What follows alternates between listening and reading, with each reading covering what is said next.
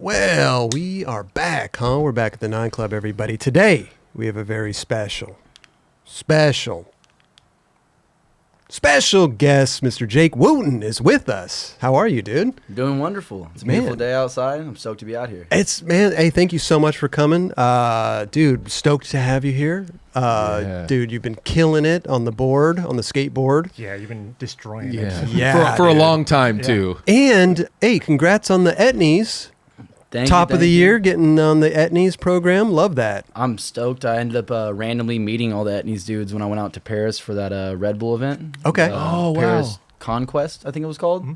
But, I got there, had no plans, really didn't know what I was doing besides the contest, and just saw, a group of skaters downstairs, instantly connected with them, went out street skating with them. Yeah. Kicked it with them every day, and when I got back, just kind of organically happened because it just happened to be the Etnies team that I was kicking it with. Where was it? When was this? This was July. Oh, not July. Because you got on Etnies, literally the video dropped January, top of the year, so 2022. It was either July or August of last year when I went out to Paris and did that event. So this happened pretty quick. August, September, October, November, December. Literally spent that weekend with them, and I met Brian Cook, who runs 32 and Etnies and all that other stuff, and he was just like, "Hey, let's talk shop when you get back to town." And I was like, "Dude, I'd love to," because he was like, I didn't know who he was at all. I wasn't thinking anything about it. He was like, "Oh, what's up with your shoes?" and blah blah blah. And I'm like, "Oh, I'm just skating, having a good time." I've been riding Converse shoes for years, but 7 years of riding Converse hadn't really gone too far. Gone anywhere, yeah, so right? I was like, "Yeah, I'm always down to talk shop," and also my feet were hurting, dude. I skate transition, man. You know you see how many transition skaters you see skating Converse? Yeah, it's tough. But I always take the meeting. Always take the meeting. Doesn't matter, dude, of right? course. That's the age-old thing. They were super, super awesome dudes. And being skater owned is my kind of shit. Dude, 36 years? Yeah, 36 years in business. 86, something like that. 80s is when Pierre created his shirt. Yeah. But been a long time. But nothing happened with Converse. That's interesting. Did you have conversations with them? Yeah. So I just went to Rob Collins. Yeah. Super nice dude. Super rad dude from Boston. And he always hooked me up with shoes, and they'd give me some travel budget and stuff like that. Sick. Or whatever. Okay. So they pay for some flights and hotels. So I'm very thankful and grateful for all of the people at Converse and all the people I interacted with there because they're awesome. They were smaller, not smaller, but they have a demographic and what they're going for. I understand that I wasn't really there. I'm not there. What's that dude's name? You should have been. Early grabs. Sean.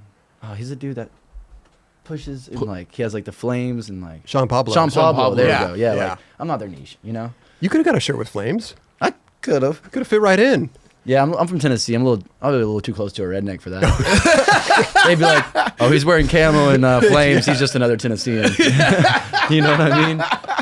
They're not gonna think anything different of that. But that's awesome, though. That must have been a good feeling to get on the Etnies program, and then your part was rad. It was rad that they did it all at the Etnies Park.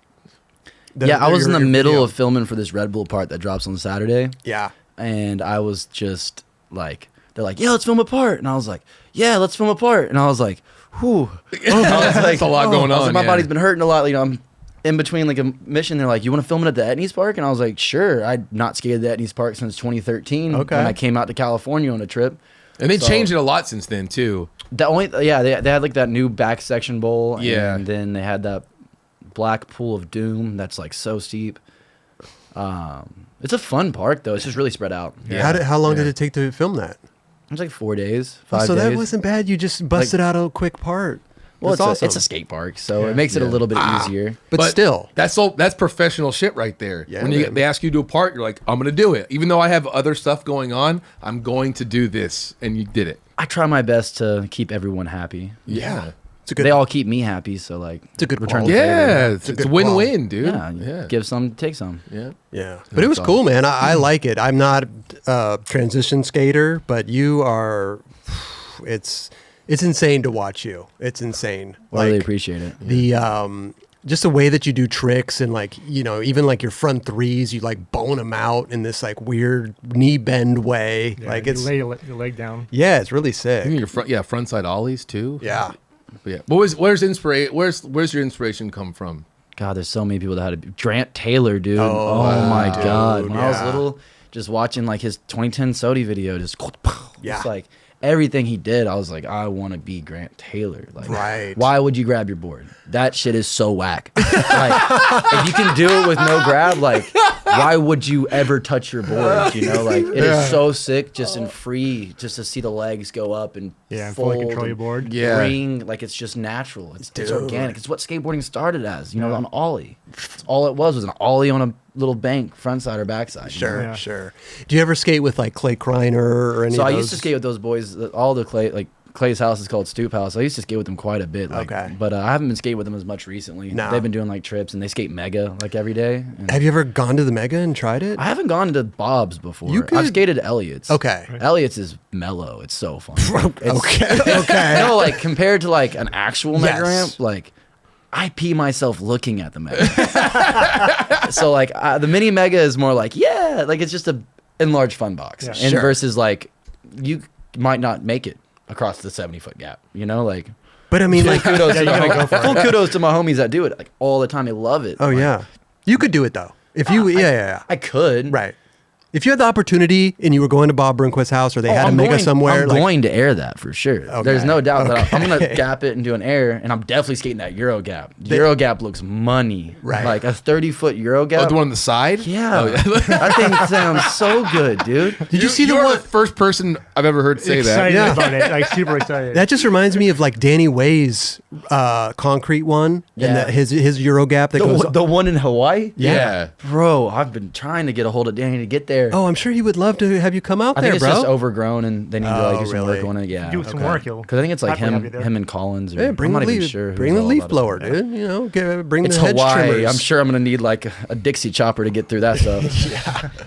But you love that stuff. That's awesome, man. I love all skateboarding. Yeah. It can be flat ground for all I care. Yeah, You know, yeah, like, yeah. I actually skate way more street nowadays and like Sick. more like ledges and manuals and stuff than I have been before. Right. Especially, and even now I skate more. I feel like that kind of stuff than I do transition at the moment. And just because that's how skateboarding is, it's transitionary and no pun intended, but Because you You skate know. like Poods a lot. Right? yeah, Is it's that- like my yeah. local parks and kind of got burnt out on skating the same bowls where I live. So it's kind of more, it's more refreshing to me to have struggles because street skating so much more difficult for me. Like learning nollie crooks was so humbling, you know? Yeah. It took me every bit of 13 years of my skating to even get close to a nollie crook. And now 18 years or 17 years in, I can nollie crook if I really need to. you You're know? like, But it ain't great, you know, and by no means am I proud of it. But it's like, just to get there though, like, yeah. I couldn't nollie. Like Yeah. beginning of COVID, I couldn't even do a nollie flip on flat. Unless- Really? And dude, I was embarrassing.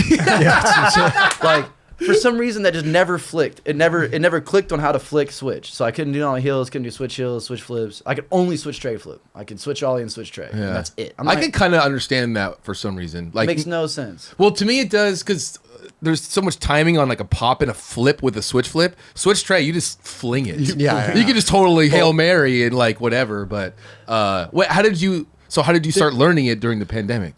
So literally, so I lived with Tom Shar and Vincent Matheron. That's who I moved out to California with. We all got a place in Carlsbad, California, and this was like January 2020, so right before the pandemic. Around February, March, France started shutting down really heavily before America did, and it really put my roommate, like it really scared my roommate because he was like getting all this news from France saying like this is gonna, all this horrible stuff. Sure. Okay, he was in the Olympics too, wasn't he? Yeah, he ended up being in the Olympics. Both Yeah. of my, well, not both, sorry, but Vincent ended up being in the Olympics. Yeah. But so he got really scared. So he was like, "Hey man, I just don't want you guys leaving the house. I don't want you guys going out if you guys can help it." And everything was shut down anyway. So we're just like, "Oh, that's good." Me and Tom were like totally cool with just like, "Yeah, it's fine. We'll order groceries to the house. Be Yeah. real clean, wear masks, everything else." But where was I going? Oh, like Nollie they learned flips. nollie flips. Oh, so this happened. He's like, we're not leaving the house. So like, we just skate in the garage, because Okay. we had a garage there, and no one parked in it ever, hardly. So we just skate in the garage, and I was like, just literally battling because I didn't understand that you can't just like lean like that. You can't just like for nollie flips. You gotta literally just be like Tiago and straighten your back out. Yeah. Pretend like you know what you're doing, like super tech, and then do it, and it works out way better. But yeah, I mean, I literally just had to try them. I don't know how many butt knives I had to endure to get through to get a nollie hill on flat. But Butt knives. that's a Tennessee term. Okay. We Credit got card. credit or debit, but we normally just say credit card or you butt knife. Yeah, you butt knife. I've never heard that. That's amazing. Yeah, you never heard butt knife? No. Oh, that's the worst. Credit card. Yeah. Yeah, Butt knife. Never heard it. Strictly when the board goes up your butt cheeks, and I get it. I get it. I get it. paint a clearer picture. God bless you. Oh man. But that's funny, man. It's funny that because like, you grew up and your forte, let's say, is transitions. Absolutely. So skating flat ground, it's actually like a good thing that happened. Absolutely. To start to the well-rounding process. Yeah, Well, right? I could always skate like rails or hubbas or Sure, gaps sure. or whatever, but flat ground, just never Nollie figured flips. that one out. Yeah, interesting. And the thing is, I could correction. I've done nollie flips. Couldn't do a nollie flip. Like I couldn't just sit on here and be like, oh, I can nollie flip, and Right. do a nollie flip that I would be like, yeah, you guys can see that. Yeah. I wouldn't. On my Instagram in 2018, I did a nollie flip board slide on a bump to bar, but I mean, you can tell that I had no idea what I was doing whatsoever. Like, Sure. I sat there for 2 hours just trying to nollie flip to board slide on a 1 foot rail. So That's a lot of commitment It for a is. nollie flip Yeah. into a board slide. oh yeah, I mean, I'm not proud of the clip, but it It is what it is. Yeah. did it. It Right, happened. right.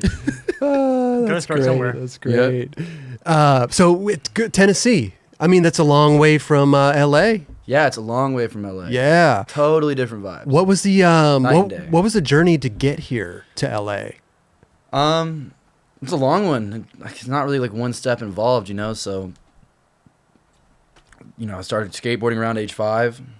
Oh wow. There's not a lot to do in Gallatin, Tennessee. What is there to do in Gallatin? Like for real? Like is there like a fair Farming, or farming? Farming, there's a farming and agriculture. A lot Okay. of industrial, like warehouse jobs and stuff, like Beretta's out of there, and CIP, so like different car parts factories and gun Got you, factories. got Now you. Facebook moved to Gallatin. Really? Oh. Yeah, huge server database there. Oh, wow, okay. My aunt's actually the mayor of Gallatin right now. Amazing. Wow. Small city. So if you but- go back there, you get a parking ticket. You're good. Oh, I'm straight. Just Yeah. call- Okay. No, it's not like Auntie, that. I got a parking ticket. She ain't gonna help me with parking. That's Oh, my fault. shit, You're okay. not gonna get a parking ticket in Gallatin. No? Tennessee. No, that's what I'm trying to tell you. It's like Okay. we're a small, like hick town. I've never even seen a parking You're ticket. like, I've never seen a parking I ticket. don't think that exists. Street sweeping? Who? Yeah. No. We don't gotta clean the Amazing. streets. The streets What- don't get dirty. Like what's the population? The population when I was younger, like in 2000, it was like 25,000, and now it's like upwards of 40 to 50. I mean, still 40 to 50. Still small. That's pretty small. small. Sure. Definitely kind of decent now. Like there are a lot of apartment homes popping up and like tons of businesses. Well, especially if there's job opportunities there too. That's Yeah. the thing. There's Yeah. so much opportunity. There's tons of jobs. Gap's also out of where I'm at. So Oh, there's seriously? huge Gap warehouse. Every kid in high school works at Gap. Okay. Because you instead of getting the $7.25 minimum wage, you get $15. You're getting the- you get the okay. Cali prices. Right. Straight out in high school. Anybody $15 an hour if you work at the Gap warehouse, but you have to do full time or like 20 something hours. So this is a Gap warehouse. It's not like stores. No, it's not a store. It's Right. just, we're like industrial Yeah. and farming, agriculture. Okay, So we do okay. have storefronts and all that other stuff. Right. Don't get me wrong, but So, But anyway, so but I you just- found skating. so I was a terrible kid. Basically, my biological parents were really abusive. They were Mm. bad drug addicts. So I had put myself in a very bad situation where I was getting kicked out of schools a lot. When I was in elementary school, I got kicked out of multiple schools by like. How do you get second kicked grade. out of elementary school? That's what I'm saying. They kick you out in kindergarten, like first grade. Like Yeah. I'm a pretty You try trapped. fighting the teacher or something? I definitely fought teachers. I threw chair. I mean, I did everything. I was a horrible kid. I didn't understand how to handle my anger. I didn't understand how to transfuse it into something positive. I didn't understand there was even options or outlets for that. I watched, if I saw my parents how they handled arguments, so I copied that. Right. And that's not how you handle arguments. Obviously, you can't just throw your desk at the teacher and be like, "Hey, Yeah. I'm not doing that." It doesn't work. They're not gonna like you. Right. Can't try to bite your teacher. You can't bring handcuffs to school. All sorts of things. They don't like. In elementary school. Yeah, they hate Okay. that. Yeah. They hate when you do that. Who was it that brought the grenade to school? Was it Paul Hart? I have no idea. Maybe it was, but that's nuts. But it was like a replica. Right? Luckily, I just brought handcuffs. My mom was on. I didn't bring a gun or nothing. My mom had all sorts of stuff around the house I could have brought, but luckily, I don't think I did. So the upbringing wasn't My like upbringing to wasn't get you like you didn't have any direction or discipline or any of And that stuff. my uncle wasn't even married to my aunt at the time. My aunt is my mom's sister, but he was very integral in like getting me out of the house. So when I was 5, he had bought me a little Honda 50cc motorcycle. Sick. And he wanted me to get into motocross and kind of take me out doing that because he had a Yamaha 450. Okay.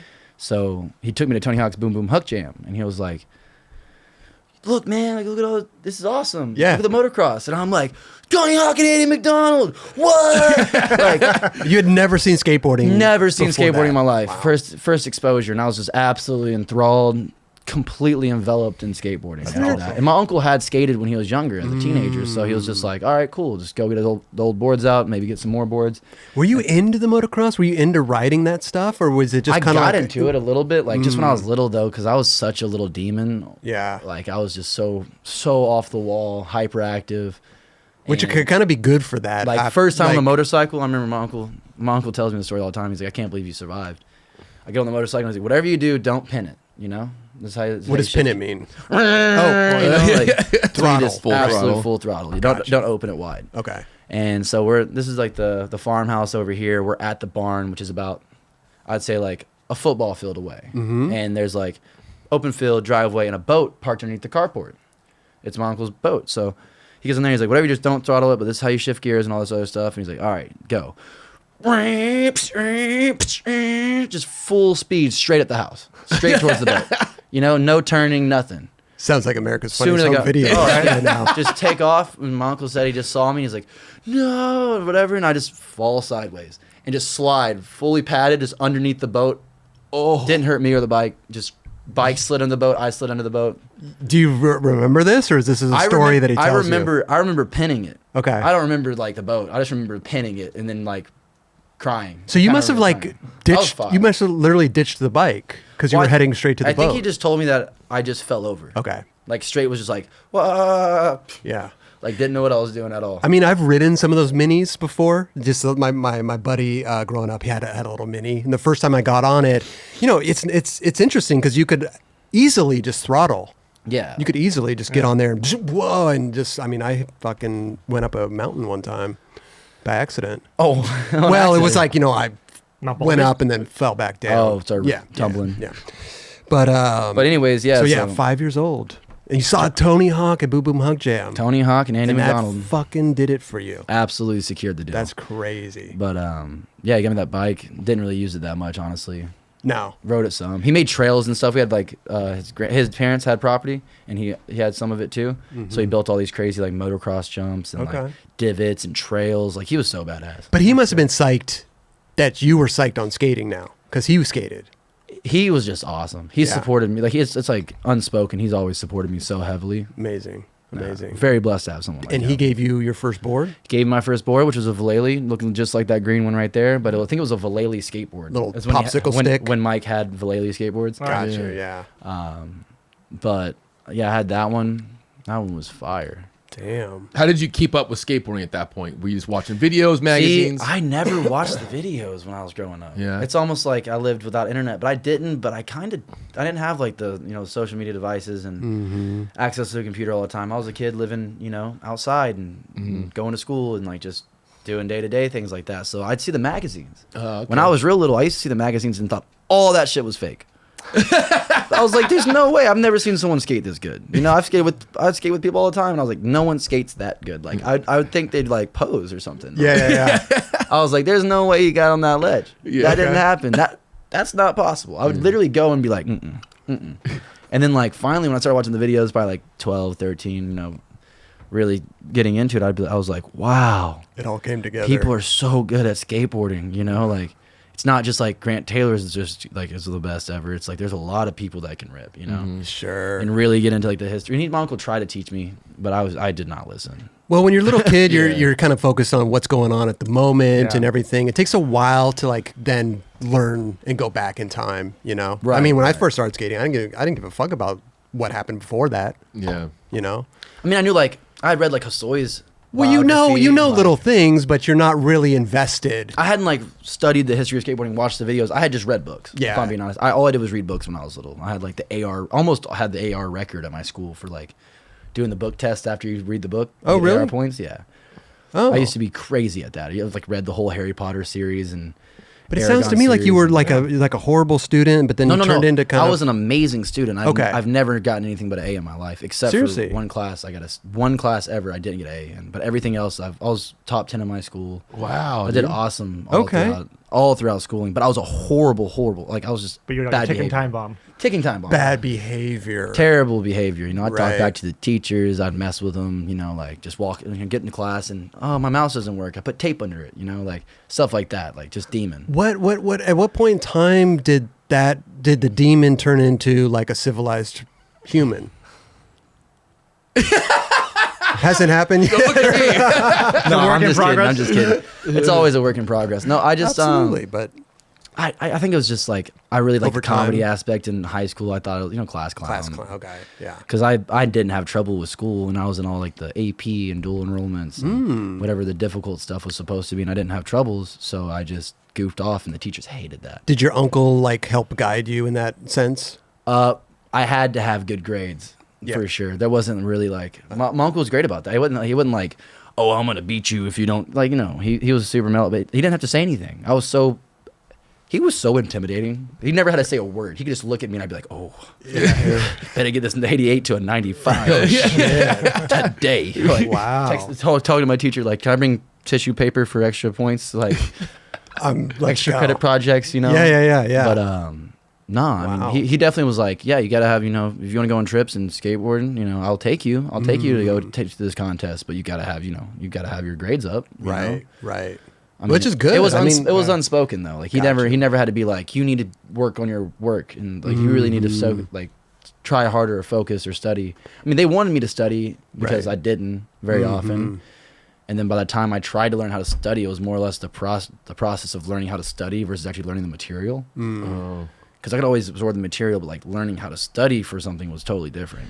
Yeah, because it sounds to me like you grew up with kind of like no rules, no holds barred, do whatever the hell you want, and then you went to like live with your uncle, right? And that's when it kind of you had your I mean, you had rules now, structure. structure. Yeah. There you go. Right.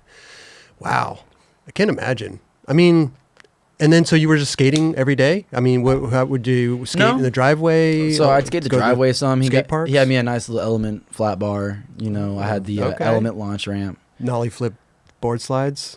Never. Just checking. I had my mean share of back and front 50s on that thing. Board slides.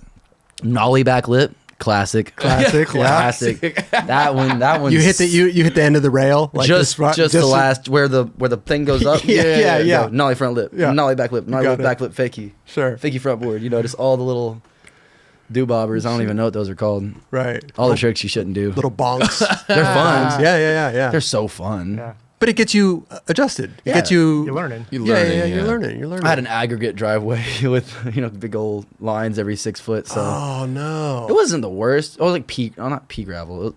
It wasn't good. Pebble Tech. Pebble Tech. Yeah, Yeah, that sounds yeah. like a good name for it. You would put like the rail over the little gap. Oh, of course. And you Yeah. pop before the line so you Yeah. can get out. Right. And then when did skate parks And start coming in? So there is basically when I started skateboarding in 2004 or 2005, the Gallatin skate park opened.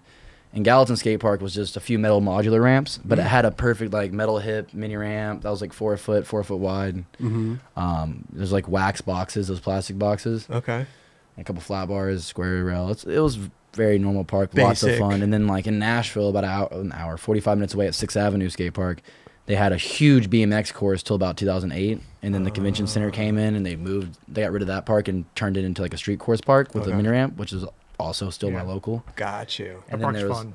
also Two Rivers, or Concrete Wave Country, which is the outdoor park and has like a pool, a flow bowl, and a street course. So that's when the kind of the transition skating started to happen. Yeah, Going my- to that park. So my uncle on Sundays, because he didn't want me to just be there and just ruining the session for everybody else. You know what I mean? Okay. Like, some little kid, just popping in, pumping back and forth for 5 minutes. You Who understand brought the that. grom? Yeah. Who brought the grom? You Yeah. don't want to be that guy. So my uncle would like wake me up before early church. So we had early church at 8:45 because we always go to church. Grew up very Christian. Okay. But he'd wake me up at like 6 and we'd drive to Nashville 30 minutes away. I'd pump the bowl for 2 hours and then he'd drive me straight to church. Straight from Nashville back to Gallatin so we could make it on church on time. So he'd take you before anybody was there. Yeah, obviously. take me so I could have like that full session so I wouldn't bother anybody, and like my uncle was just clutch. I love that. Would he skate with you? Yeah. Sick. He fully skated with me. Like, I love. Yeah. When Always. do you remember your first scratch on the coping? I remember so many things. I remember my first rolling that was at Gallatin Park. I remember eating it so hard on the first attempt, like full commit, not full commit until I was about to land. Yeah. And then the full bail, you know, like feet on the board, full bail. And then for that park, I remember the biggest thing for me at that park was dropping into the pool. Because I would not get myself to drop into the pool because my board stuck up. Whenever I put on the pool coping, it wouldn't level. It'd stick up. But I could drop it anywhere else, but I couldn't drop it on the pool. And my uncle would always be like, hey, let's play follow the leader, or let me follow you. So I'd follow him around the park, and I do that to everybody. I'd walk up and be like, hey, let me follow your line. Okay. Everybody, just because it was fun for me. Because I was like, oh, I'll go up to this. You know, I grew up skating with Corey Martinez and Nathan Williams, which are like pro BMXers. And I'd be like, hey, can I copy your line, or can I do that? It looks so much fun, you know? Mm-hmm. I'd be like, yeah, sure. And I just like copy their line in the bowl, like just air all the hips and stuff, you know? Okay. And that's kind of why the transition started, because like I had really good street skater influences as well, but the BMX influencers were a lot more prevalent. Oh, wow. Okay. But anyways, so I was playing follow the leader or whatever with my uncle, and he knew I wanted to drop it on the bowl, so he just took off, and I told him, I was like, I'll go anywhere you go. And he's like, really? And he just drops into the pool. And so I dropped in right behind him, and that was like a huge accomplishment for me, because I dropped in on the 6 foot, and I dropped in on the 8 foot, and I dropped it on the 10 foot. And then like next time I came, I rolled in on the 6 foot, and then I rolled it on the 8 foot. The next time you came. Well, maybe not the next exact time, but like pretty soon thereafter. That's gnarly. I like rolled in the 6 and I rolled into the 8, and I was going to roll into the deep end, and the deep end's just death. And the whole bowl's not well built. It's like the 6 foot's oververt. Wow. The 8 foot's the best tranny, and the 10 foot's just like a vert ramp. Okay. You know? Gotcha. And my uncle's like, yeah, you're not rolling into that, you know. I also broke my leg in that pool when I was 8. No. Oh, gnarly break. Really? First day or second day of summer. Right out of school. It was my day before my birthday. What? How did you break? What happened? I just learned early grab frontside airs, and I was so proud of myself. You know, I was 8 years old. I was like, I'm showing everybody at the park. So I went up to, you know, someone at the park. I was like, hey, you want to see my frontside air? And take them across the park and show them my frontside air. You were one of those kids. Yeah, I was shit. full hyperactive. Are they watching? Are they like, watching? Okay, kid, let's go watch your frontside air. Yeah, literally. And you know, those dudes were just trying to like, you know, have their session. Yeah, they're just trying to have their session. They're like, whatever, we'll come over there. So I get a couple people over there. I'm like, watch this frontside air. You know, you're gonna be blown away. Right. You're gonna be so stoked. And I go and I go as fast as I can. I fly. I go to knee slide, and I like put my feet down, and my ankle just goes whoop, just twists all the way around. I remember laying there and looked at my leg, and I was like, oh my god, worst pain I ever felt in my life. And I was like, those blood curdling screams. And like, funny enough, I ended up getting sponsored by the skate shop dude that was there, like right after I got back to skateboarding. Sick. Donnie Meyer, he was old pro for Zorlak in the 90s. I've heard that name, yeah. He had a skate shop down in Franklin, but he was there, and he like helped me get out of the bowl and stuff. And like, was it was it your ankle or your actual leg? My leg was just huge in the middle, and so we drove back from Nashville to Gallatin, and my uncle's like, "Are you sure you're hurt?" And I'm just like, "Ah!" Are you sure you're hurt? Your foot's backwards. Well, my foot was fine; it came back, but like my leg was all jacked, and he was just like, "Are you like, you sure you want to go?" Because I was petrified of hospitals, and I was like, "Yeah, whatever." And so he like took me in. I like clawed through his hand getting the IV and stuff, petrified of needles at the time. Not anymore. I mean, 8 years old, like it's a whole experience. Your first big injury, you know. And then like I had my friend Cade come over, and we ate ice cream and played Skate 2. Or Skate 1, I think is the one that was out at the time. Gotcha. And that was my birthday. God. And then I had a full summer in a cast, and I got my boot the week before school started. Did you get surgery? No, I broke my tibia. I fractured the big one, tibia, like really gnarly, both sides at the bottom, and it just went up my entire leg. Oh. God damn. So like it was like both sides, and then just like straight up till about like 2 inches above the top of the leg bone. So that was just, you have to chill for a couple months. 2.5 months in a cast, 10 weeks or something, 12 weeks. Wow. Damn. But you know, at 8 years old, I'm sure that didn't deter you. You know, go back to the park. I'd have my leg like sitting on the pool, and my body would be swimming. Oh, You know? so you can't get it wet. Yeah, you can't get it wet, Yeah. so I'd like literally have it outside the pool, like holding me above the water. Like I've trying to never heard anyone swim. doing that. That's I crazy. at one point was skating with my like thing, like I'd squat because it was a full leg cast, and skate down the driveway fully squatted in a cast. It was a full leg. It went past your knee and almost. all the way up to your hip. Yeah, all the way to my hip. It was awful. But I mean, like getting back into skating, you're 8 years old, probably didn't affect you too much of like getting back up on the horse. So It to speak. wasn't. I remember just being like, yeah, I gotta skate. Yeah. I need to go That- back when and you're skate. that- I think I remember being like when I was 8, like I hate this. I'm done. I'm never gonna skate again. I'm hurt for like a day. like 30 minutes, you know, just because I couldn't go do something at that time. I was all upset, but For sure. But then you mentioned that when you got back to skating, the shop sponsored you. yeah. So I Amazing. started getting like, I don't know if I was getting discount. I don't even remember discounted products or Yeah, free but still, products or you something. feel special. stickers. You It felt know? so You- special, yeah. you know, like being a little kid and just being on a local shop Mm-hmm. that actually claimed me too. It wasn't just like, oh, this kid's getting like I'm not like secretly getting hooked up. He was just like, yeah, Jake skates for the shop. And I Dope. was like, that's so rad. Getting recognized or getting anything. Yeah. Being a part of a crew, right? And being a Yeah, part of a crew is you a go. big part of skateboarding. Absolutely. Yeah, It's like one of the most essential parts. yeah. If you don't have a crew, it's kind of like Yeah, it's like if you skate by yourself, I don't know. It's a little Rodney. boring. Well, Rodney, boring. but Rodney has proven his way with being a part of a crew, and Right. then can go do whatever he wants. True. True. But there are people. It's like This is a cup holder. Good to know. I think Bucky Lassick. He would go and skate by himself. You're right. He would try. You know, he had to go skate that whole. You know, the half pipe by himself. There's nothing wrong with that. Skateboarding, No. skateboarding is whatever it is to you. That's all that Totally, matters. totally. Yeah. I love the camaraderie. I love the vibe. I love energy. the crew, the You energy. feed off the energy of other people. that are Yeah, positive. it's like you need that. Like I need that feed. You know, I need Raj to be watching me. You know, and That pressure. clapping and cheering and just Raj. you know what I'm saying. Yeah, if it's just Raj, it's fine. Only him. Yeah. But you know what I mean. That one person though At least, yeah, I could have that understand. energy, Yep. and that's what I need, for sure. I like to skate with other people too. I Yeah. skate by myself, but I just lose my mind most of the time Yeah, yeah. because I'm never satisfied with anything. So I'm like, I'll do the best nollie hill of my life, and I'll be like, I need to fix that. You know, like It's good though. We're our Perfectionist, yeah. We're it's right, perfectionist, and we're our worst critic. oh, I For hope sure. so. So I mean, we got Hopefully, no one dislikes me as much as I do. I'm kidding. I mean, when I skate by myself all the time, and it's more of that. I just want that feeling of doing something, of landing something. Accomplishment. Accomplishment when you land shit. Like that's why I do the flat ground. If you keep landing at tricks, you're just like, I did something, and it feels good, dude. Yeah, at least you did something. You know what I mean? Like, Yeah. not getting on your board is way worse than skating solo. Yeah, for sure. Get that dopamine hit. Yeah. No, it's, I mean that's why we skateboard, dude. We skateboard because we get that feeling. Well, We it's, chase as that. skaters, you can't describe how it feels to land a trick. No. Yeah. You can't. It's impossible. You can give adjectives like it's dopamine. It's the best feeling, but you can't describe it. Only us know Yeah. what it's like. Yeah, I really can't even think to put it into words. See.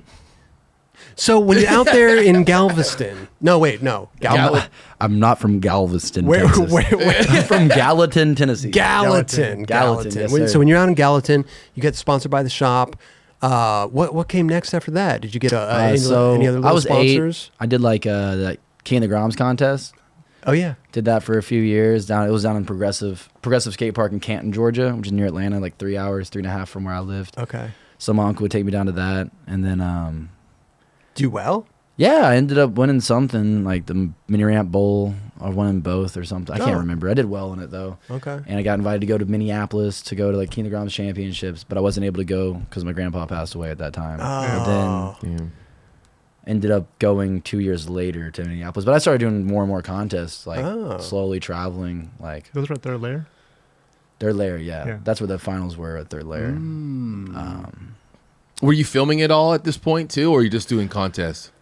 Yeah, I definitely have some old like I wasn't like filming for parts, but I just had like little compilations with like local bands, music in the background. Okay. That like I skated with their kids. Oh, So, sick. You know, so we had like my little sponsor me parts that I'd send out. You No know. way. Yeah, I sent one out to like Lifeblood Skateboards, and they just sent me an email saying no.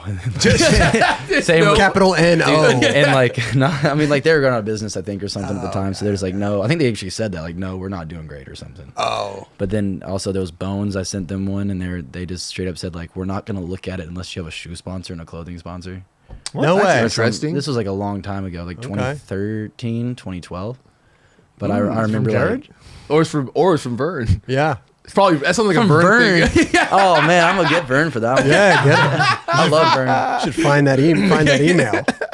But Both are great that's people, by the way. Yeah, yeah. See the No, signature not ones on disparaging there. anybody. Yeah, I'm yeah. just saying like, you know, like however many years. Plus, it was like fully padded camo shorts. You know, ripping. Dad cam type. full yeah. like just like my uncle poached from the park. You know. Yeah. But then anything after that? Did you actually get on something? Yeah. So, wow, what was my first real sponsor? board company? I started getting like, when I was like 12, I randomly started to get stuff. I got on like Honky Tonk Skateboards, which was Donnie Meyer's brand in Tennessee. And then That was a very Tennessee company. Yeah. Tennessee as fuck, brother. But we, whenever I went to Woodward, so I ended up doing that King of the Groms contest, and I won in 2011. I won half off a week at Woodward. Oh, sick. By doing that, my uncle was like, you save up your half, like, I'll get you there. I'll drive you there. And I was like, awesome. That's Dude, rad. what is Saving it, my- like $2,000 or something? Like 1,000. When I went, it was like $1,100 bucks. Yeah. Still, that's a lot to save up for a kid. Nowadays, it's like 13 to like 16, I think. For somewhere in a there. week. For a week. Wait, Oh, I so thought it was that's more than that. But it's also it's not more than that. I think the max is like 16 or 17. Oh, shit, okay. But because you it's- have to buy a ticket as well, or if you were to fly out there. Yeah, You gotta pay for your transportation, and then once you're there, they pay for all your, it's like lodging, food, Yeah. camp, Right. amenities. Like you have extra money for canteen or whatever you want. But like, I mean, honestly, it makes sense. It's like when Club you Med break for it down. skaters. Like what? Club Med. Are you going on vacation? I haven't heard that name in a long Club Med ass. for skaters. Wait. So you went there, and what year was that? 2011, and I had like a super amazing instructor. His name was Andrew, longest last name I've ever heard in my life with an M. Andrew Something. But he was such a good vert skater, and it really like pushed me to like, because I was like, I didn't realize where my skating compared to others because I'd never really been around a ton of other skaters. So I went there and I went to my cabin and we're doing like the was it observation? Was it testing? They see how good the good first you day are. you can't skate, but you get like 2 minutes to skate to show off how good you are. Really? And I was so proud. I had like a run built in my head, and I did a full run. You know, I was so hyped, skated great, and they're like, Which park did you skate? it was the school. Oh yeah, okay. It was back when the school had the mini ramp with the 4-foot sections of 5, 6, 7, 8. Yeah. It was that version of it. So I just had like a ballpark in there, and I remember skating and like seeing all the kids, and I was like, whoa! Like, I thought every kid that came to Woodward was like training or something, and I got there and I was like, oh, kids are just kicking it. Like, there's kids that don't know how to drop in my cabin, which was perfectly fine. Yeah. Right. I just had a different perspective of what. I was You thought doing. everyone was like there, like I'm gonna fuck shit up. Yeah, and, I thought Camp Woodward was training grounds. I didn't realize like people had money, or like people just wanted to like learn the sport. Yeah. People just wanted to learn, like, I didn't get have that. fun. I thought like Or parents just People- want to get rid of the kids for the summer. take care. Like the kids who went there like were serious. Yeah, And like good. But there was a good mix of everything, and I really like that too because it kind of like yeah. feed off of certain skaters Dude, and build off of totally. other things. But anyway, so I went there for a week. Next year I win like buy 1 week get one free. Again. So like got a week. I stay there and I'm like the whole time there I'm like, okay, I cannot afford to come back, and I know that I can't afford to come back. King of the Groms is done. I'm not going to win another free week or whatever. Like how can I come back?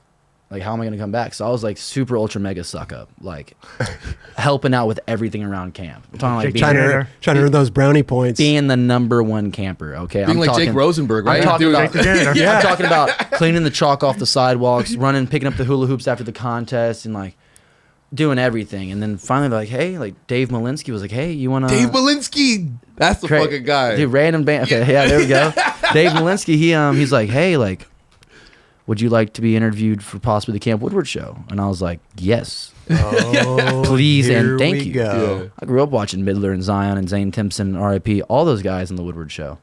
You know, and I like that was the shit, the Woodward show. Like that Fuel TV, like I waited for that thing to drop, you know?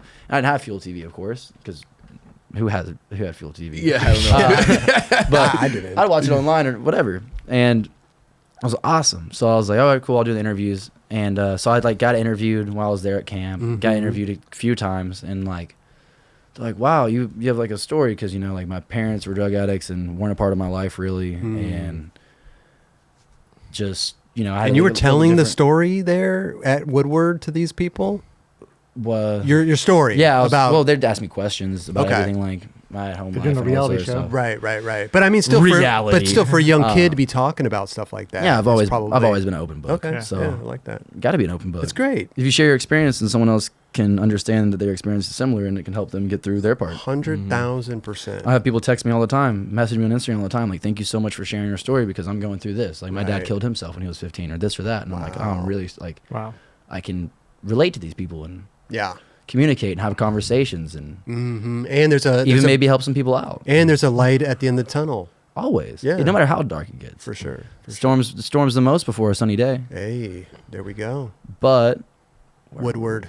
so Woodward, Interviews. So interviews, yeah, and then eventually I did like a few interviews and they're all stoked and they're like, "Hey, we want you to fly out here like 3 weeks when school starts. Like the day that school starts, we want you to fly out here and do the Woodward TV show." And I'm like, Wow. okay.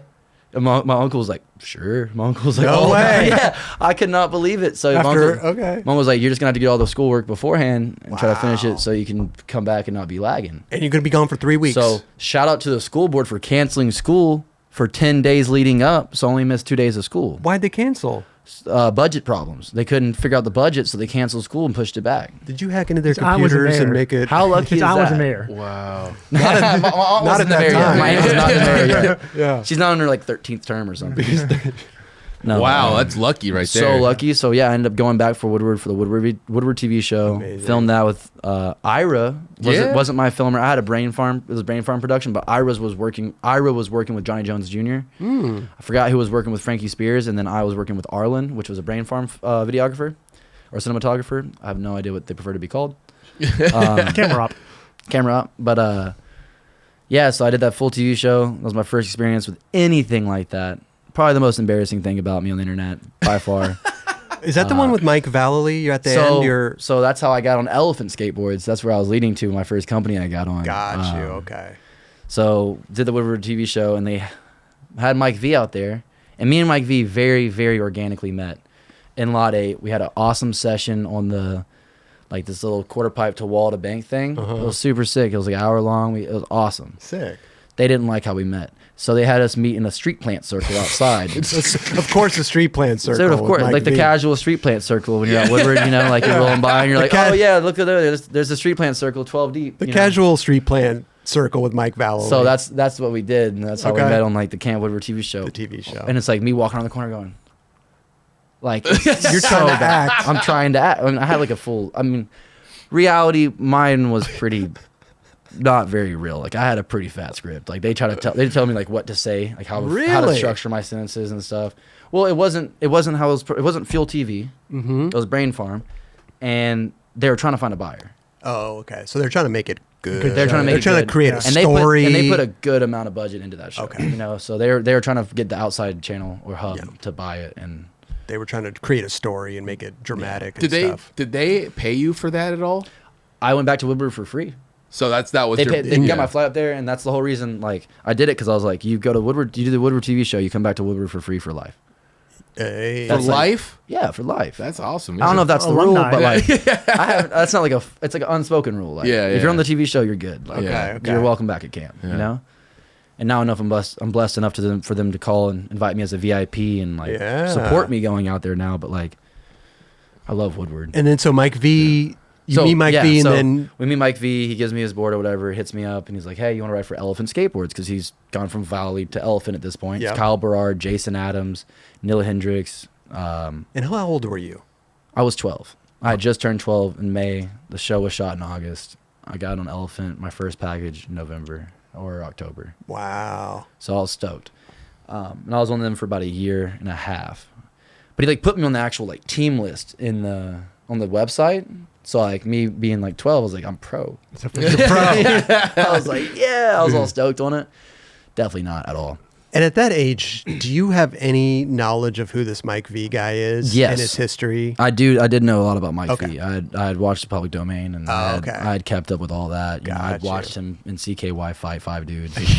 So I had seen full spectrum Mike V. I mean, not full spectrum. I didn't get Des Moines Mike You're V. like, yeah. I got everything but Pro Tech and Des Moines Mike V. You got a lot. You got a lot. Yeah, and I was right. in a really good. It was a really good point too where he was, because it was just really like Elephant was dope. And Kyle Berard being the TM was sick, and like it was just rad. So let me ask you a question. With all this stuff being said, they were making, you had a script and all this stuff. So when Mike V he gave you his board, That right? wasn't scripted. That wasn't I mean, not unless totally. they told Mike, and then Mike didn't tell me. Okay.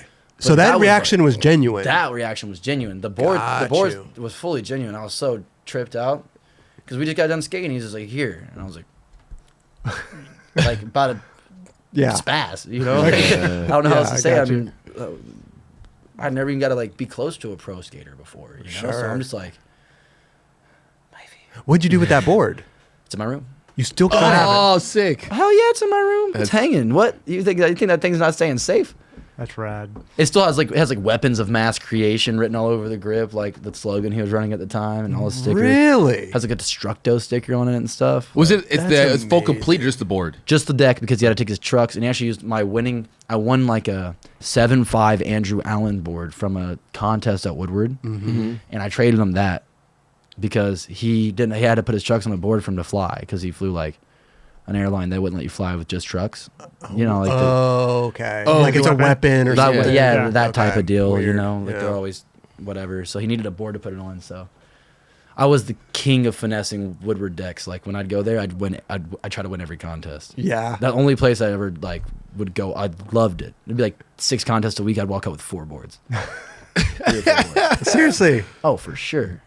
That's awesome, man. I have quite a few. I have like vitamin water decks from Woodward. That you've saved? Yeah, I save everything. You said you're okay. A hoarder, Yes. skate hoarder. You're a skate holder. I have a good collection. Vitamin water. But that's decks. red. I Because got like all sorts of. I have multiple. I have like 2 vitamin water decks, a Chipotle deck. I have like disgusting boards that I've That's won pretty throughout awesome, the years. dude. that's pretty that's sick. cool. Definitely hold on to those. Well, those are things. good. That's a good story behind Yeah. it, right? Well, it's not also- like you just like bought them and then saved them. It's like you But won also, them. like when you, at that age, who's thinking about keeping anything? Well, my you uncle know? was always good. Like my uncle always had like whenever I'd win stuff in contests, I wasn't gonna just sticker slap everything or use everything. So he just throw it all in a box, and he'd always Dope. film my runs and film stuff and throw them in cassettes. So I have like a box full of cassettes and all my old. So my uncle's, I'm telling you, my uncle's the greatest. Like, Wow. he holds it. He's been holding it down since I was. Before he even had any, I don't even know if he got custody of me, but you know, like he was holding it down. For In me, your like, my whole mind, life. Yeah, dude. that's your him pops. and my aunt made everything possible. When you got on Elephant, you left Woodward and you're back home. Are you still keeping in contact with Mike V? He's sending you stuff. Absolutely. I was talking to Mike V all So the time. sick. Me and Mike had a great relationship. Even now, like when I saw him in Des Moines, you know, I used to text Mike Happy Father's Day every Amazing. Father's Day. Hell yeah. You know, like I love Mike V. Yeah. But no matter what people say, I love Mike V. Yeah. Always. He's such a legend. He, honestly. dude, Yeah. legend. bro. definitely. He's got the longest episode on the nightclub. What is it, like 4 hours? Try 5.5. You want to beat it? Oh, man. How much time you got today? God, 5.5 hey. hours talking to Mike. That does not surprise No, me. but his stories were Oh, dude. incredible. Many people have tried to come on the show and beat it. Everybody's failed. I'm definitely not trying to beat it. I'm just trying to communicate and talk. So what happened there with the elephant stuff? Elephant ultimately went out of business, So, or he well, shifted gears or whatever. Shifted. So in say about March 2013, I'd say early March, I get a call from Kyle Berard, and he's like, "Hey, Mike just quit." His own company. Me being 12, like It what? was under Giant. Oh, It was that's under right. Giant Distribution. So the thing is, Mike only owned half, and he owned the lower half of the distribution. But what I kind of got from it, and when he tried to change distribution, Giant didn't like They that. didn't- yeah. So he pretty much lost his say of creative flow and control of the company. So And Mike bounced. exited. Yeah. And so then Jason left, then Kyle left, then Neil left, and It's inevitable. yeah. So then Kyle called me. He's like, "Hey, like I'm gonna try to find someone for you to ride for because I love your skating, support you." Dude, like, shout out Kyle Berard. Shout out Kyle bro. Berard. Hell yeah. He is and he's doing rad stuff. Rad now. concrete. Oh my Yeah. god. Making residential places look better every Dude, day. it is so sick what he's doing. Like, Anyway, I saw a job he did not long ago, and I was like, "Oh, it was at someone's house," and I was like, "Oh, this looks really good." And like, "Oh, Kyle did it," and I was like, "I didn't even skateboarding. That's just a pretty planner." it's a pretty planner. That's a gorgeous planner. No, you he know? does Yeah, yeah. great concrete work, and he blends in like a skate spot into somebody's backyard, so it doesn't even look like it's a skate Organic. spot. Yeah. It's so sick. She did Andy Hall's driveway. That thing was awesome. Oh, really? You skated it? Yeah. But yeah. So Kyle called, made some calls, and then I was at dinner with like my whole family. I remember it's like clear as day, and I get a call, and it's Andrew Cannon and I remember meeting him at Tampa because I just went to Tampa for the first. I'm not Tampa, Damn Am for the first time. Gotcha. Or maybe I was Tampa Am. I'm not positive. But I saw Andrew Cannon call me. I was like, you know, it's rude to take a phone call during dinner or whatever, but my uncle was like, take it. I was like, okay. So I went outside and took the phone call. He's like, hey, blah, blah, blah, I'm Andrew Cannon. Like, I'm the team manager of Santa Cruz before he was even brand manager. And he was like, love to send you some decks. And I'm like, Santa Cruz Skateboards sending me boards. Yeah. Yeah. I was like, I'm so down. Right. You know, I'd love to try it out. Well, he's like, oh, and I'd love, like, Indian Bronson or Indian OJ would love to throw you some stuff too. And I was like, well, I This just got sounds- I got a 3-for-1 right now. this sounds too good to be true. And I'm just like, thank you so much, blah, blah, blah. This is awesome. March 23rd, I got my first package. You love So remember the day. Dude, I got What time was it? Were you waiting in front of the house for the UPS I have a truck? photo of me with my UPS guy's first, name was Jim. my Yeah. first package of Santa Cruz and my first package of Elephant. My first package of Elephant, I had a bowl cut Yeah. that was so perfectly made. It was Louis horrendous. Cannot believe I anyone. love that you remember. Because how long ago was this? This was 2013. 2013. Yeah, 9 years ago. God damn. Okay. I can't even remember the date yesterday. Yeah, you had that bowl cut kind of for a minute, huh? Yeah. I don't know, like, Hey, listen, Louis Barletta. He Yeah. he Yeah. rocks Still- the he's bowl still cut. running. I was going to beautifully. say, if someone has a bowl cut, you should check to make sure they're okay. I think Louis all right. he's Yeah. pretty good. Yeah. Louis probably is. I don't know, man. Bowl cuts are not my forte, that's for sure. Let's just say you grew out of it Yeah, I grew Grew out out of of it. the bowl Yeah, when you cut. get taller, your bowl goes shorter. because it gets. So you remember the day that the box Santa Cruz boards Started came? getting boards and then just, riding Santa Cruz NHS products. I got like a package of Vox, a couple packages of Vox footwear. Okay. Yeah. Forgot about that. They lasted a whole day to skate in. They were cool. You're like shit. They're like, they sent me 2 pairs of shoes. It's like, awesome, my first shoes from a company. I'm 2 days so later, stoked. you have no shoes. Yeah, like they didn't even finish the week. So, what was it like then? Did you have to keep sending them footage, the Santa Cruz, or what was going on? Did they want you to come out and skate with them? No, No? They're They just were just sending flowing me you some stuff. stuff. They'll see me around, like, oh, you're going to this contest or event, like doing little bowl events and here Okay. and there, and Ah, doing the Grind for Life series and right. just little things. I'm not really positive Hmm. how they kept me on or where they got me at or how I did anything to keep them stoked, but I was if- skating a bunch. That's all I was doing was skateboarding. I mean, that's all they're looking. They're looking for the next generation. They're looking for the next kid. And then, like- But dudes are actually going out there and doing this contest. Yeah, I think Yeah. Andrew's really in tap with like what skaters Contest. are doing in the contest, Yeah. right? Yeah. And so I'm sure he's stoked to see you out there. And then, doing I'm sure he's looking at the. It was like leaderboards. 2015 before they were like, hey, we're doing a Midwest. Oh, I think it was 2016. We're doing a Midwest tour. Like, we want you to come meet us at these stops, So I went and met up with them in Louisville, met up with them in Nashville. I hopped in the van and then went down to Chattanooga and Atlanta with them. Stayed across the street from Grant Taylor's house. Didn't get to skate his bowl because it was raining. But got to see his bowl and stuff. And And Thomas let me Taylor. ask you this though: if they're doing a tour, right, and you're transition skater at this point, right? You're just fully I transition. don't even think I hit a street down rail yet. And then are successfully. are they cruising to different parks, or are they going to For that, strictly for street? that, it was like a demo tour. So it worked out for me. Got you. Okay. Transition, me skating part, like demo tours is like what I'm. So you more got to built you got to for. show them what you were working Yeah. on and stuff like that. How old were you when you went on that tour? 15 or 16. But I wasn't like fully on the tour. I just kind of hopped in the van. It was like my first time being with a big dog. Yeah, but that's the start though. Yeah. Right. Is like them. How does he mesh with the team, and how does he? Like they're watching. They're asking. Does he click? They're asking the the rest of the team. You good? Yeah. Oh, I just like so quiet when I took it off. No, trust me, you're gonna- I think the first time I had seen you, which really like brought you to my attention, was the concrete jam at the at Tampa. Oh. That was when I was because that is a crazy to me. That's Now one of that's probably what put me on the hardest. Yeah. For sure. Because I won like 3 of them, 4 of them. yeah, you went nuts, and I was like to watch that. It was scary, dude. It's not like this time. Like, all right, you go, then you go. It's like It's chaos. It's Yeah. complete chaos. like a death match. Flying Texas onto the death match, roof yeah. and like all this shit. It's just And that's like how I grew up skating because the bowl contest used to be jams. They didn't have this order jam bullshit. They didn't have these like runs where all the little kids could just do little pro tech lines. Like, no. I mean, seriously, it was like raw skateboarding. Like, Yeah. I mean, Kona? You ever Yeah. see Kona Bowl? Oh, yeah. That little peanut? We used to have 4 or 5 people deep in that bowling contest. I saw a video of me the other day. It was on Facebook, and it was like 7 years ago today. And it was us skating the finals, Kona Bowl Riders. And it was me, Caden Campbell, Steven Panero, Juan Panero, and Brennan, not Brennan, was it Nick Wallace? All in the bowl at the exact same time. In that peanut, 2 people in the deep end, me grinding across the shallow, and then 2 people in the shallow just waiting. No way. Little sharks. Just crisscrossing. Crisscross. Oh, dude, it was insane. But that's how we grew up skating in these contests. So then, Converse Jam was just another outlet of that, especially Florida, man. They didn't give a fuck in Florida. They just like let everyone like chainsaw massacre, last one standing wins, go for it. Yeah.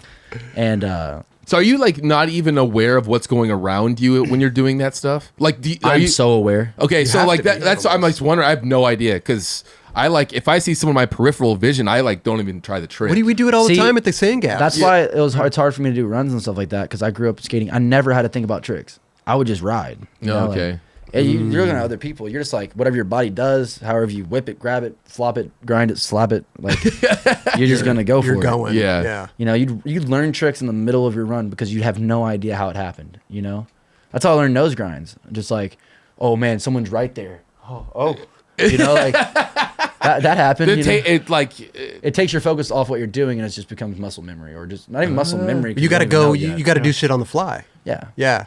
I mean, back in the day, in the 80s, like people would make up tricks during their contest runs. that's what I do. Christian Asoy, all these people, they're making up shit in their runs. You're just holding on On for the dear life. spot. Yeah. Yeah. It's crazy. Just got to go for it. So you get in the van, everything happened, everything's good, right? You had a good time, you ripped, and then what? Did they call you? Like, Yeah, how they put I you guess on what the I'm team asking is like, initially. how did they get So- you? How did they? What was the So date, after time, that- and so person af- that called to get you on the team? So after that, little trip and stuff, that was a Midwest tour. That was in July of 2015. I want to say. I still want to say 15. I'll say it was like 2017 when they turned me am with Okay. Mario and Henry Garland. Mario Sick. McCoy and Henry Garland, R.I.P. Yes. Henry. But Yeah, Amazing shirt, by the way. that's a rad shirt. Yeah. Winkowski made him. That's Dope. so cool. I was at his memorial in Minneapolis on Sunday. That was But, this last Sunday. Yeah. Oh wow. Yeah, so I think it was in 2017. It may have been 2018, but I remember they hit me up and they're like, "Hey, we're going to do this video project. We're going to be turning you and Mario Am and Henry. So we want you to film a video part." And that was Till the End Volume 1. That was my first legit video part I filmed for. They like gave my homie Joseph Binkley, shout out to him, moved out to California with me for a little bit, went straight back to Tennessee. Okay. But I understand, it's Tennessee. It's easy. It's easy. But yeah, so they gave him a little bit of money, gave me a little bit of money to go and like film. Like, Sick. went to Atlanta, filmed a bunch there, filmed Louisville, Nashville, local. So my first part was filmed mostly by Joseph and Joe Perrin, and that was released Till the End Volume 1. That's when I got put on the team, like turned am. That's sick. Me, Henry, and Mario. Was that your first time just putting together a full part? Yeah, that was like my first legitimate part. Like Yeah. I actually worked. I was like, okay, I'm going to hit street spots, like skating, first time skating rails, like in the streets, and like Right. just going out and getting clips, like actual clips, and not just like How did Skating. how did you Skating, but- eventually start learning to skate handrails? Because it seems like you skate transition and then like you're gnarly at handrails. I just got lucky. I never skated down rails at parks ever. I literally just went for ones in the street and hoped. Like I had done one rail or like 3 rails in my five rails honestly in the streets in my life. And then I did that Barcelona rail that was a 12 flat 12 or 13 flat 13. And you Oh, The 5-0. yeah. Yeah. you just My went last for it. part. Yeah, literally because Kevin was skating it and I was like, well shit. Kevin needs some hype. I was like, it's grass on the side, so at least I can bail. And I really didn't know what I was doing. Really didn't know what I was trying. I was just trying to get on the rail. And like 5-0 was cooking. And like one of them I took like 3/4 of the way down the rail and just jumped to flat. Oh, And like almost did it. And I was like, okay, I can actually skate this. This is crazy. Like that was just lucky. But I also did a 5 on my first part in Atlanta down this 3 flat 3 flat 3. And that was kind of like my first rail that I like skated because I was like popping on 50, getting used to it, and then popping on Smith, getting used to it. 5-0, getting used to it. so you 5-0 is the craziest thing to do on a rail. I That's think. like Yeah. the easiest one. Why? Why is it You easy? pinch it. Yeah, it's just like doing a 5-0 on coping. Oh, So like see? it just feels like you're on coping, no matter what like rail it is, unless it's a square rail. I'm not a square rail guy. Yeah, I feel like most rail skaters are Round rail guys. Yeah, round rail guys. No, I'm actually diamond grinding. You know, like the pointed up Yeah, ones. fuck that, dude. That's what I like riding. That's pretty rad though. That like younger generation they learn mostly tricks in the park, and it's cool that you learn to skate handrails like in the And on the raw street. street. No, I the just didn't streets. like park rails. I didn't see any utility in them. Yeah, Like if I'm gonna get hurt skating a handrail in a skate park, it better be worth it. no, it's not. Well, You if you're can't gonna get do. hurt skating a rail, it better be worth it. Yeah, I might as well just be in the streets and just yeah, go for it. Yeah. Even if you Right. have no business skating it. Well, it seems like you have business doing it. So. Yeah. You figured it how. I mean, you're 5-0 and get down kinked rails. Come on. Not kinked. It was straight. Yeah, but still. I hit my first kink rail in this next part though. I know. Oh, I did see that. How? We saw it. You little sneaky Yeah. buggers. You guys. We got connections. Okay, bro. okay. We got connections. You got to celebrate after in the little swim. Yeah. Yeah, you're right. I did do You that. don't even Joey. know. We have connections so good It's on that Napster. no, I put one of my I put a trick in there. Hey, Chris, Oh, you had like a little. I put guest I clip? put my switch foot Manny in the middle of your part. Is that middle. okay? I thought it was yeah. the opener. No, it's just in the middle. Okay. Yeah. Because I was trying to like transit like because it's gonna like tell a story like it tells me like midlife crisis Right. right in the middle. Yeah. Oh yeah, just Right. your manual. Oh, the space. beginning is all like the build up. and Yeah, then, it's a like, build up and then boom, switch foot man, and then it goes off to the bangers. You know that maybe the last trick I ever do in my life is a switch foot manual. You could do it, dude. I Don't mean, I listen, probably- we nollie flip board side of rail. Come on, we got the switch foot Manny. We'll do one eventually, maybe, but I feel like Well, don't worry, there's one in your part. So okay, we're good. We already got that part's wrapped up. I don't Yeah, need yeah. anymore. yeah, dude, we got to talk about Big Sky. Big Sky. When this Big episode Sky. drops, that video Same will day. already be out. Yeah. I trust you guys. We Oh, talk dude, we're about it good. beforehand. We saw it, man. We're fucking incredible, You guys all saw bro. it. Yep. Yeah, it's Yeah. amazing. It's amazing. Dude. It's amazing. The You front guys, you three. guys are just hyping me up. No, dude. Are you kidding me? We were just talking a little bit beforehand, but the front three. Dude, the front three. It's amazing. Okay, listen, spoiler alert. If you haven't gone and watched Jake's video, pause this, go watch Jake's part, come back, watch it. Because, dude, not only is the whole part amazing, but the last trick in the video, this front three over this fence, the way that you do a front three and like your knees boned out, it's like, I've never seen a front three like that. It was incredible. And over at that spot. oh my God. Who Yeah, was they get bungeed in and stuff. Only a few people have skated that, like Colin. Colin Provost. Colin's did front side flip. Yeah. Scheckler did back three. Yeah. And something else that's really gnarly that I got to see. Okay. Oh, wow. Okay. And then Tom did no stall pop in switch back. Tom Shar. Oh, wow. Oh, Yeah. what? Seriously? Yeah, To he launch popped up up no the- stall and then popped it vacant. When I went Damn. there though, like the bar was broken when I went there, so whoever hit it before me must have taken it out Oh, shit. because it was like a foot lower than it used to be. And I try to push it like up, but it doesn't like it's like kind of duct taped on there, so it's a little bit smaller than it used to be. But I was going over the middle pole. Got you. Isn't I that didn't next to know the that's it. Prince Park? Yeah, it's like 12 minutes from where I live. Oh, Oh, okay. wow. Yeah. I live in it's- Oceanside, so it's like literally like 5 minutes from Prince. So you'd been there before and like checked it out. I had ridden my bike past it. I found that spot randomly, just like on my own, without even meaning to. Just like riding my bike, and I was like, "What the? Like, what? Oh, really? Like, this thing looks sick." And then, of course, I was like, "That looks like that spot that not Figgy, Provost frontside flip." And I was like, "There's no way he's getting over that." I'm like, looking at it, it's like, that ain't happening. No offense, But that's, Yeah, no, yeah, but but that's it's what it huge. looks like. It's It, huge. it looks insane in and person. When I went there at first, I was like, dude, like rolling up to it, I was throwing down the first time because I was like solo and I had like regular wheels on. I was like, No. oh, It's yeah. not We had to happening. get like different wheels for that. nah. I think Like you didn't have to put on like no, softer wheels. I ended up putting on softies, but I put on 53s because it was the only soft wheels I had. Oh, okay. I ride 55s. So You ride 55s. So you put on 53s.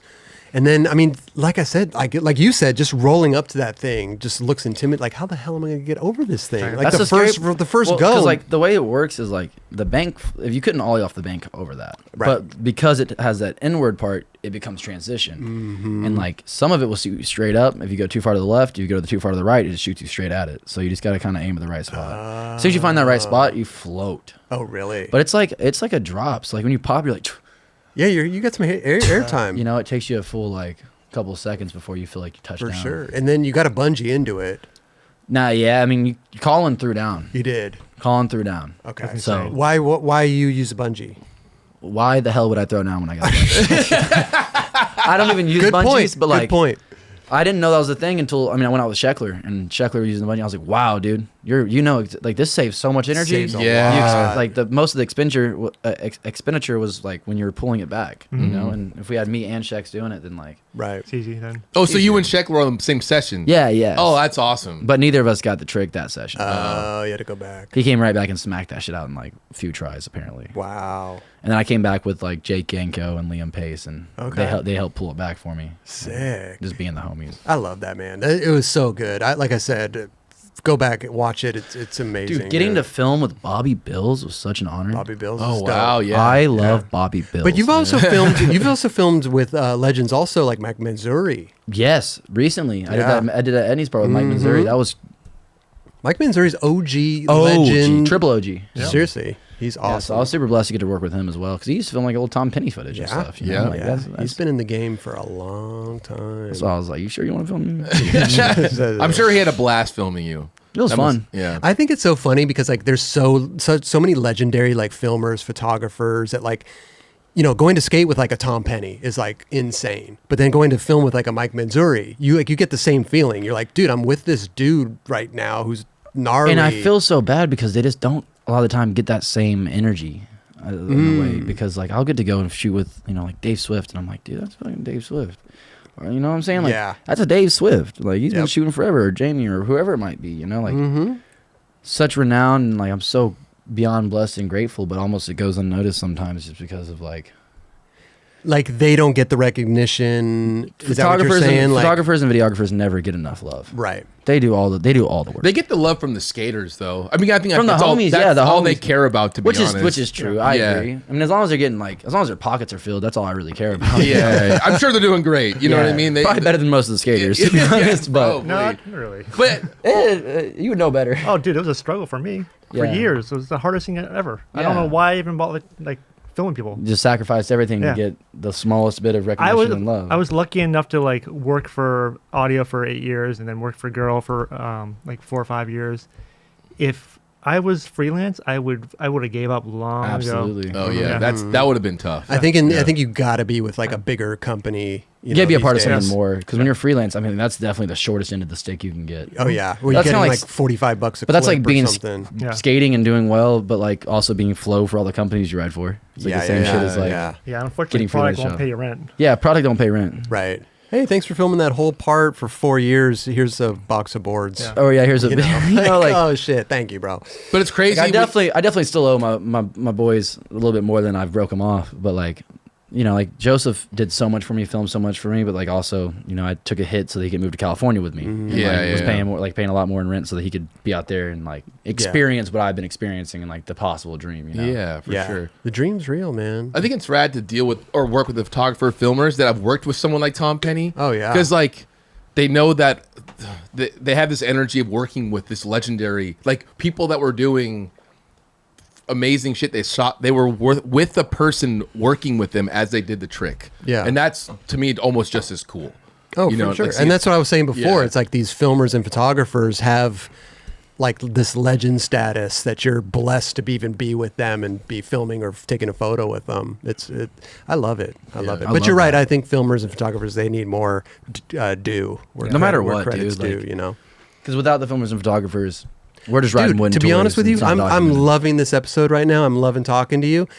Filmer, photographer, team manager, all the people behind the scenes, like those are my favorite episodes because Yeah. like you get to hear all the shit that they get to hear the don't- real shit. You get to hear the Yeah. real shit, The real shit, and yeah. like the skater may talk about a trick, but that filmer has so much more Yeah, insight. like Joe Perrin, he could tell you some stuff about my till the end video part. Both Yeah. of them just being like, this kid losing his mind in Barcelona and leaving the spot, walking back to the Airbnb. I mean, that's Walking back. That's some real skate Only shit, man. time I've Totally. ever done that. Me and Joe Perrin got the nicest, sweetest dude ever. Joe Yeah. Perrin, seriously, no one like senior for videographer at Santa Cruz Skateboards.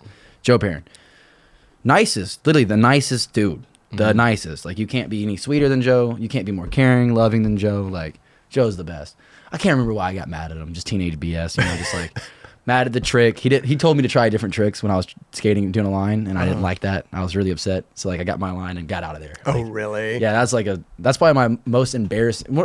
Probably my most embarrassing moment with Santa Cruz is me getting upset with Joe Perrin. Yeah. He was seriously the nicest guy ever. Did you talk about it afterwards? Yeah, we talked about it that day. the next Oh, day. really? But that's Just you're young buried. and learning, dude. You Yeah. don't know, like Yeah, it's and- embarrassing to look back on, but at least you know that Yeah, wasn't right. it is embarrassing, but Yeah. it's also like Joe just kind of told me, like, he was like, hey, like, I didn't mean anything negative by telling you to try something different. I just thought it would look better or look different.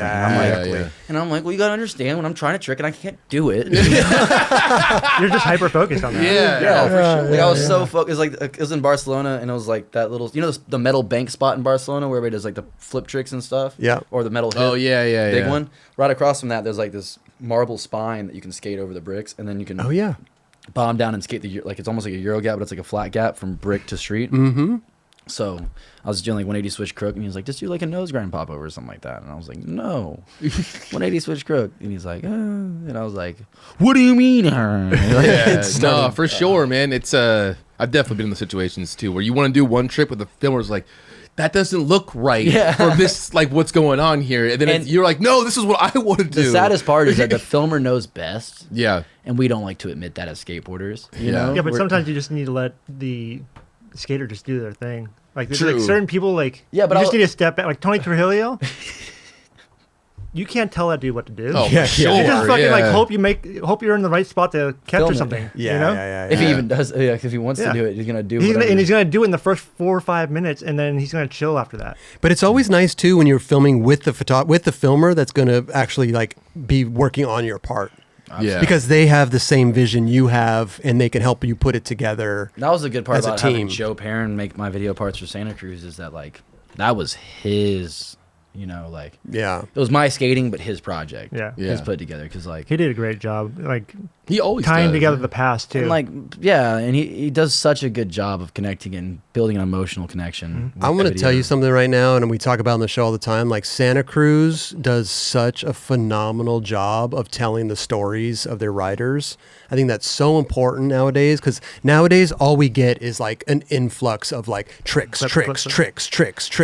and like, cool. There's more to it than that. yeah, the true grit. There's a person's story. Yeah. There's like so much more to it, you know?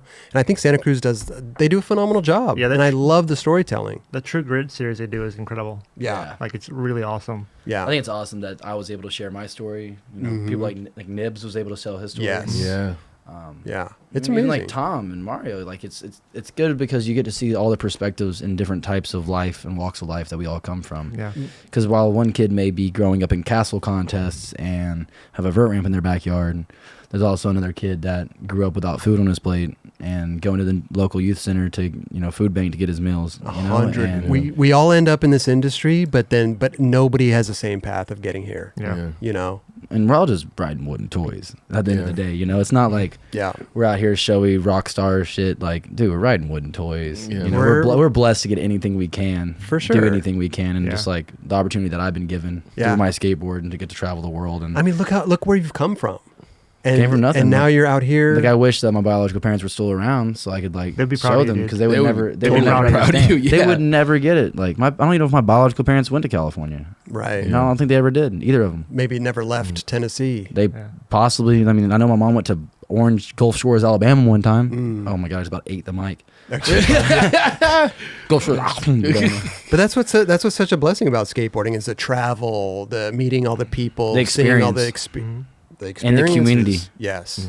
Because when you have nothing, like I remember when I'd come out to California and I'd convince my parents to let me go out to California. Didn't mean that I'd be like, I have a place to stay and I have all this stuff, and like things would fall through and I'd be like, wow, I'm just kind of walking the streets of Hollywood right now, with my bag. And if I didn't go to the local park and have someone at Cherry like, hey, you can come stay at my place, and stay on CJ Smith's couch, or It's the best. or like You could go So anywhere many people. in the world and do that. Meet a skateboarder, whether you're pro, sponsored, whatever. That's you can how go anywhere in the world. That's how me and Vincent Matheron became roommates and moved to California. Is because I was in Marseille. I missed my flight, and I'm 17 in a foreign country with no idea what I'm doing whatsoever. Right. I don't know anything. My flight was out of Paris. I'm in Marseille still. Everyththing's gone wrong. So I'm like, Vincent, can I stay with you? Because I know you live here. And he's like, oh, no problem. I do. You stay with me. We go. And I'm like, oh, awesome. Like, great. And then he's like, you moved to Cali with me. And I was like, we moved to Cali. And sure enough, a few months later, we're in California. Love that. But That's incredible. It's such a good community, man. Yeah, there's nothing like Skateboarders, it, dude. bro. And I've had people sleep on my couch that I had no idea who they are.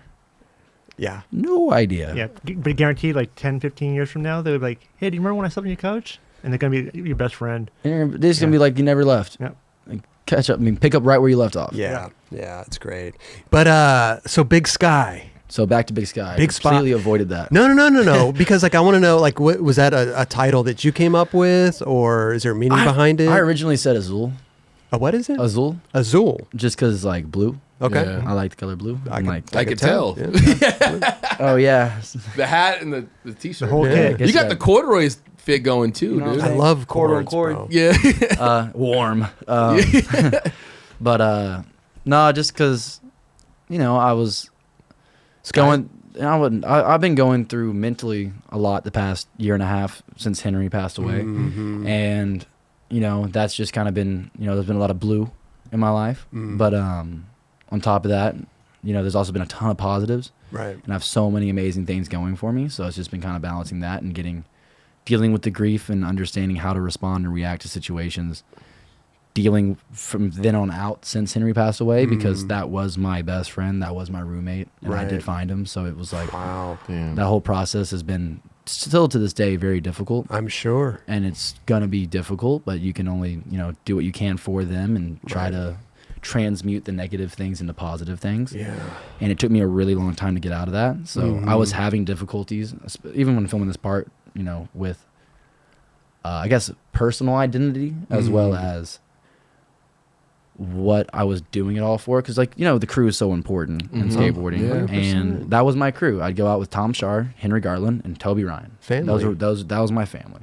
When Henry passed away, Tom and I quit skating, or Tom started skating differently, And then he got hurt, and I started skating differently, and then I got hurt, and Toby started doing the skate mafia thing, so he just kind of went in his own little world, and then I was just kind of like, oh, who do I skate with now? Like my crew's gone. Right. So that was a big transition for me too. Is like I started skating with Clay's crew some, and skating with other crews, and just kind of like bouncing in, but like I still am not like fully like set in. I'm very Lost. much like I'm not lost anymore. I'm very No, much. but kind back then. Yeah, I was super confused just because I was like, I don't know where I belong. I don't know if I should be a vert head. I don't know if I should be like skating the streets with Dylan Jabe and all of them all the time. Like, what should I be doing? Right. And now I just kind of pick in and pop into each group, and like everyone's cool with it.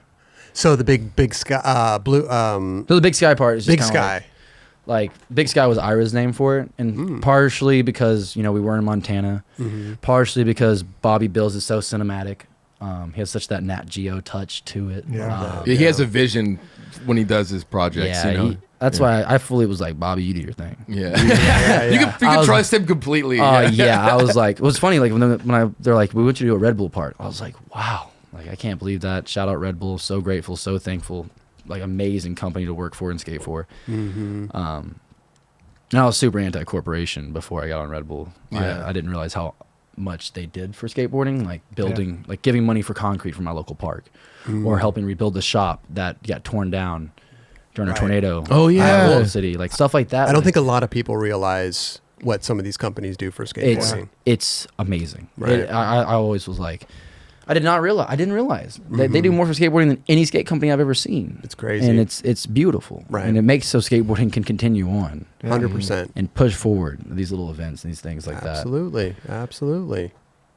So you got what you got there? Sorry, my phone's vibrating. Oh, you're good. You're It's good. on the floor.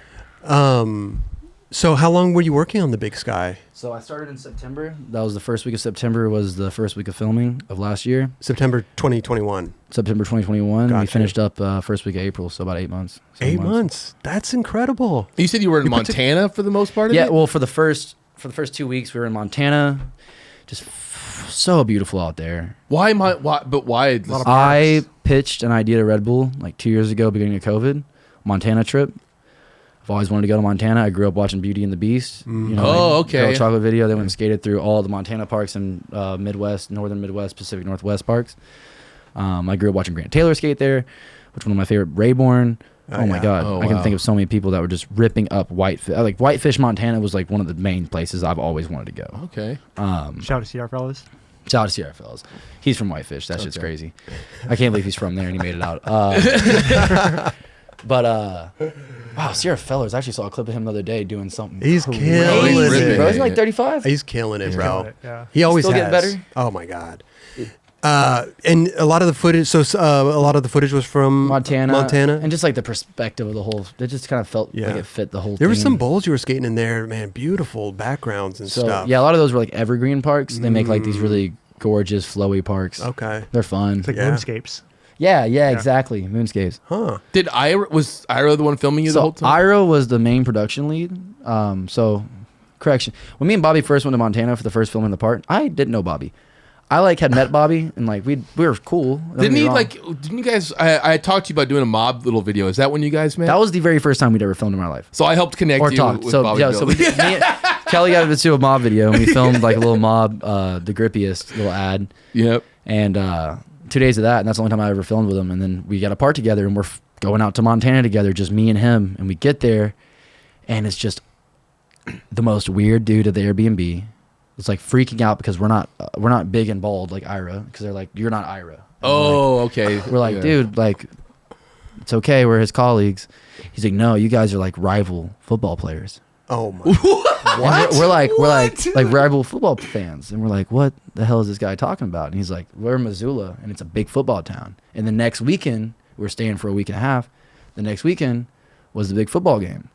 He thought we were out like rival football team members, and we were trying to like do a fake name under their house so we have a party or something. I don't know what he thought. Wow. But he was the weirdest dude ever. Totally killed the vibe. And then like the first couple of days, me and Bobby were struggling, like trying to skate, trying to get clips. Not really sure what to try, what to do. It's the beginning of a part. You really don't know. Like you're just kind of skating, trying to figure it out, and it's just no one with us. And it was your first time skating there, right? First time skating any of these parks, something like that. You gotta like. We don't even know this. Like, it's literally just the rough draft I made off of Google Images from the parks I found on Concrete Disciples, and that's like and they're like, yeah, it's the Montana trip, and then like, kind of just figuring out from the locals where I should actually skate. You know, okay. I actually ended up this kid named Tucker Capel. I got him on Santa Cruz. He was a kid that rips out there. Sick. Super sick from Missoula, but he was kind of helping showing us around and stuff. But so did Ira finally show up? So no, Ira never came. No, no offense to Ira, but Ira was busy. He was doing work that week. Of course. So we ended up getting TJ Gaskell and Clive Dixon to come out. Amazing. Like the second and third day, and as soon as they came, like clips started pouring out. I love that. Everything started coming together. We'd hit Glacier National Park like 2 different times. Okay. Oh my God, Glacier National Park. Most beautiful place I've seen in America, mostly in the world I've ever seen in my world, like in my entire Seriously? life. Oh my God, the water's bright blue running through to the middle of the mountains, and it is seriously so breathtakingly beautiful. It really changes you. Wow. It's so awesome. So everything started clicking. Everything you just needed that little crew, that little group of dudes to get it going. And then came back and filmed a ton around locally. Mm-hmm. I had a couple clips in there that like I battled for. Like I had one like the kickflip backflip at Washington Street. Oh. Yeah. I tried that trick right the day I got on Red Bull. I tried that trick, which was like 3 years ago. Dude. And I tried it again. That was with Ira. Came back, tried it again with Ira. So that was like a 3-year separation when I tried it. It's so funny because like that clip looked like you were so comfy on that thing. Hell no. You looked comfy, dude. You were just kicking it. Because of the... I was like, how long is he going to slide for? He's going, he's going. Because of the pillar, you have to kickflip straight like a straight kickflip, and then twist. You can't do backside flip, lip slide. You got to do like a late back 180. Kickflip and then twist your hips. Right. That's why when I landed, I was like, kind of feet close together, locked in. Like that's the only way it was gonna work for me. It was a great clip. It's beautiful, bro. Like I said, like it looked flawless. Like you were just boom, boom, sitting on that thing, and then just that was the hardest right trick of the part. Seriously. Yeah. That's. I mean, I've seen that place. I was like, that is almost impossible. I don't know. That was the hardest trick. Yeah. Of the part. That's. I think I'm the first one to do flip trick up. Seriously. Street, yeah. Rimlard had a bunch of tricks. Chris Russell had a lot of tricks. Like Rimlard did. I'm gonna have to go back and watch that and see the late back. Paul's back tail, or not Paul. I'm sorry, Tom. Tom's back tail on the freaking whatever that thing is. Oh my God, the oververt. The oververt one. Tristan Rennie back blunt slid it. Damn. What? That's psycho. Yeah, so good. Wow, that thing is jacked. Russell switched fakey nose grinded it, padless. Wow. It's a gnarly park. Park is built different. I will say one thing that was tripped me out was at why am I tripping, dude? Portland. Burnside. The front 360, the blunt stall popping. That must have been a a trick to work for right there. That was the hardest trick of that part. By far. Yeah, that one was like, I tried that trick on like mini ramps and stuff for a long time, but I'd never gotten one. And then I was there and I was like, that was the first one you've ever done? yeah, that's the only one I've ever done. Seriously. Yeah, wait, I thought you did one. Didn't you do one in the new part or no? I did front 3 blunt to pivot. That's what it is. I was trying to do front 3 front blunt, but like when I just couldn't quite do it. So that was just like a byproduct of one of the ones that I didn't do. Okay. So that was a settle trick. Well, at least that one's an upsetting settle trick because that's one of 2 tricks on my part I wish I could change. Well, that's but like at least you get that. Next part, you could maybe try that. Yeah, you do it. I'm doing it next part. There ain't no doubt about it. But Hey, when you said you set off for this part, Big Sky in 2021, was that before or after you turned pro? turned pro in March 2020. And you set off for this? Set up for this in September, so it was like 4 months after going pro. Got you. So that must have been a good spark to get the part going. Oh yeah, it was definitely nice. Just like start working on something. For sure. Things were still slow too. Because you turned pro, you said earlier 2021? March 2021. And you had a part drop right before then? Is that what, or right around then? Yeah, I can't. I think it was the month after. Yeah, how was that turning pro? Like, did they tell you what was going on and you had to work for something? Or Well, they told me. I know I was dropping a part, and I know they were going to turn me pro at some point, but I didn't really know what was going to happen because me and Henry Gartland were turning pro together. That was like the plan. So when he passed away in January, I kind of was like, yeah, I don't know, because we were supposed to turn pro. Like the original plan was us to turn pro like the next month in Arizona. Oh wow! Man. So it was just kind of like, oh, you have a barnyard graphic behind you. Yep. Crazy. Yeah. I haven't seen that board in so long.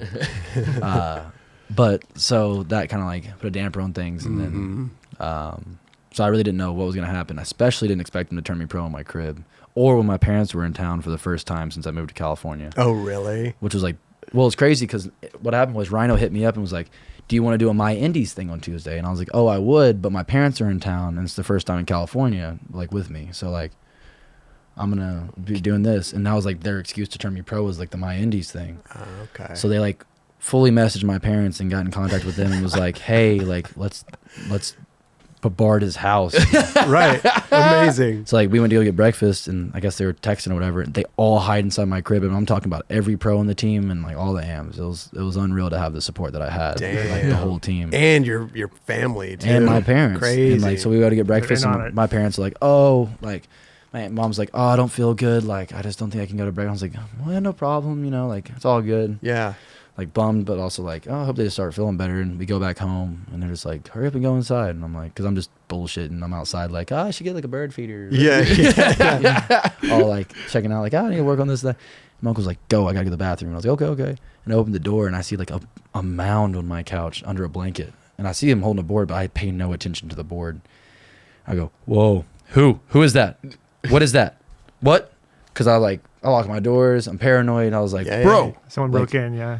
Who's hiding under the damn covers? You know? And I'm like, hey, who is that?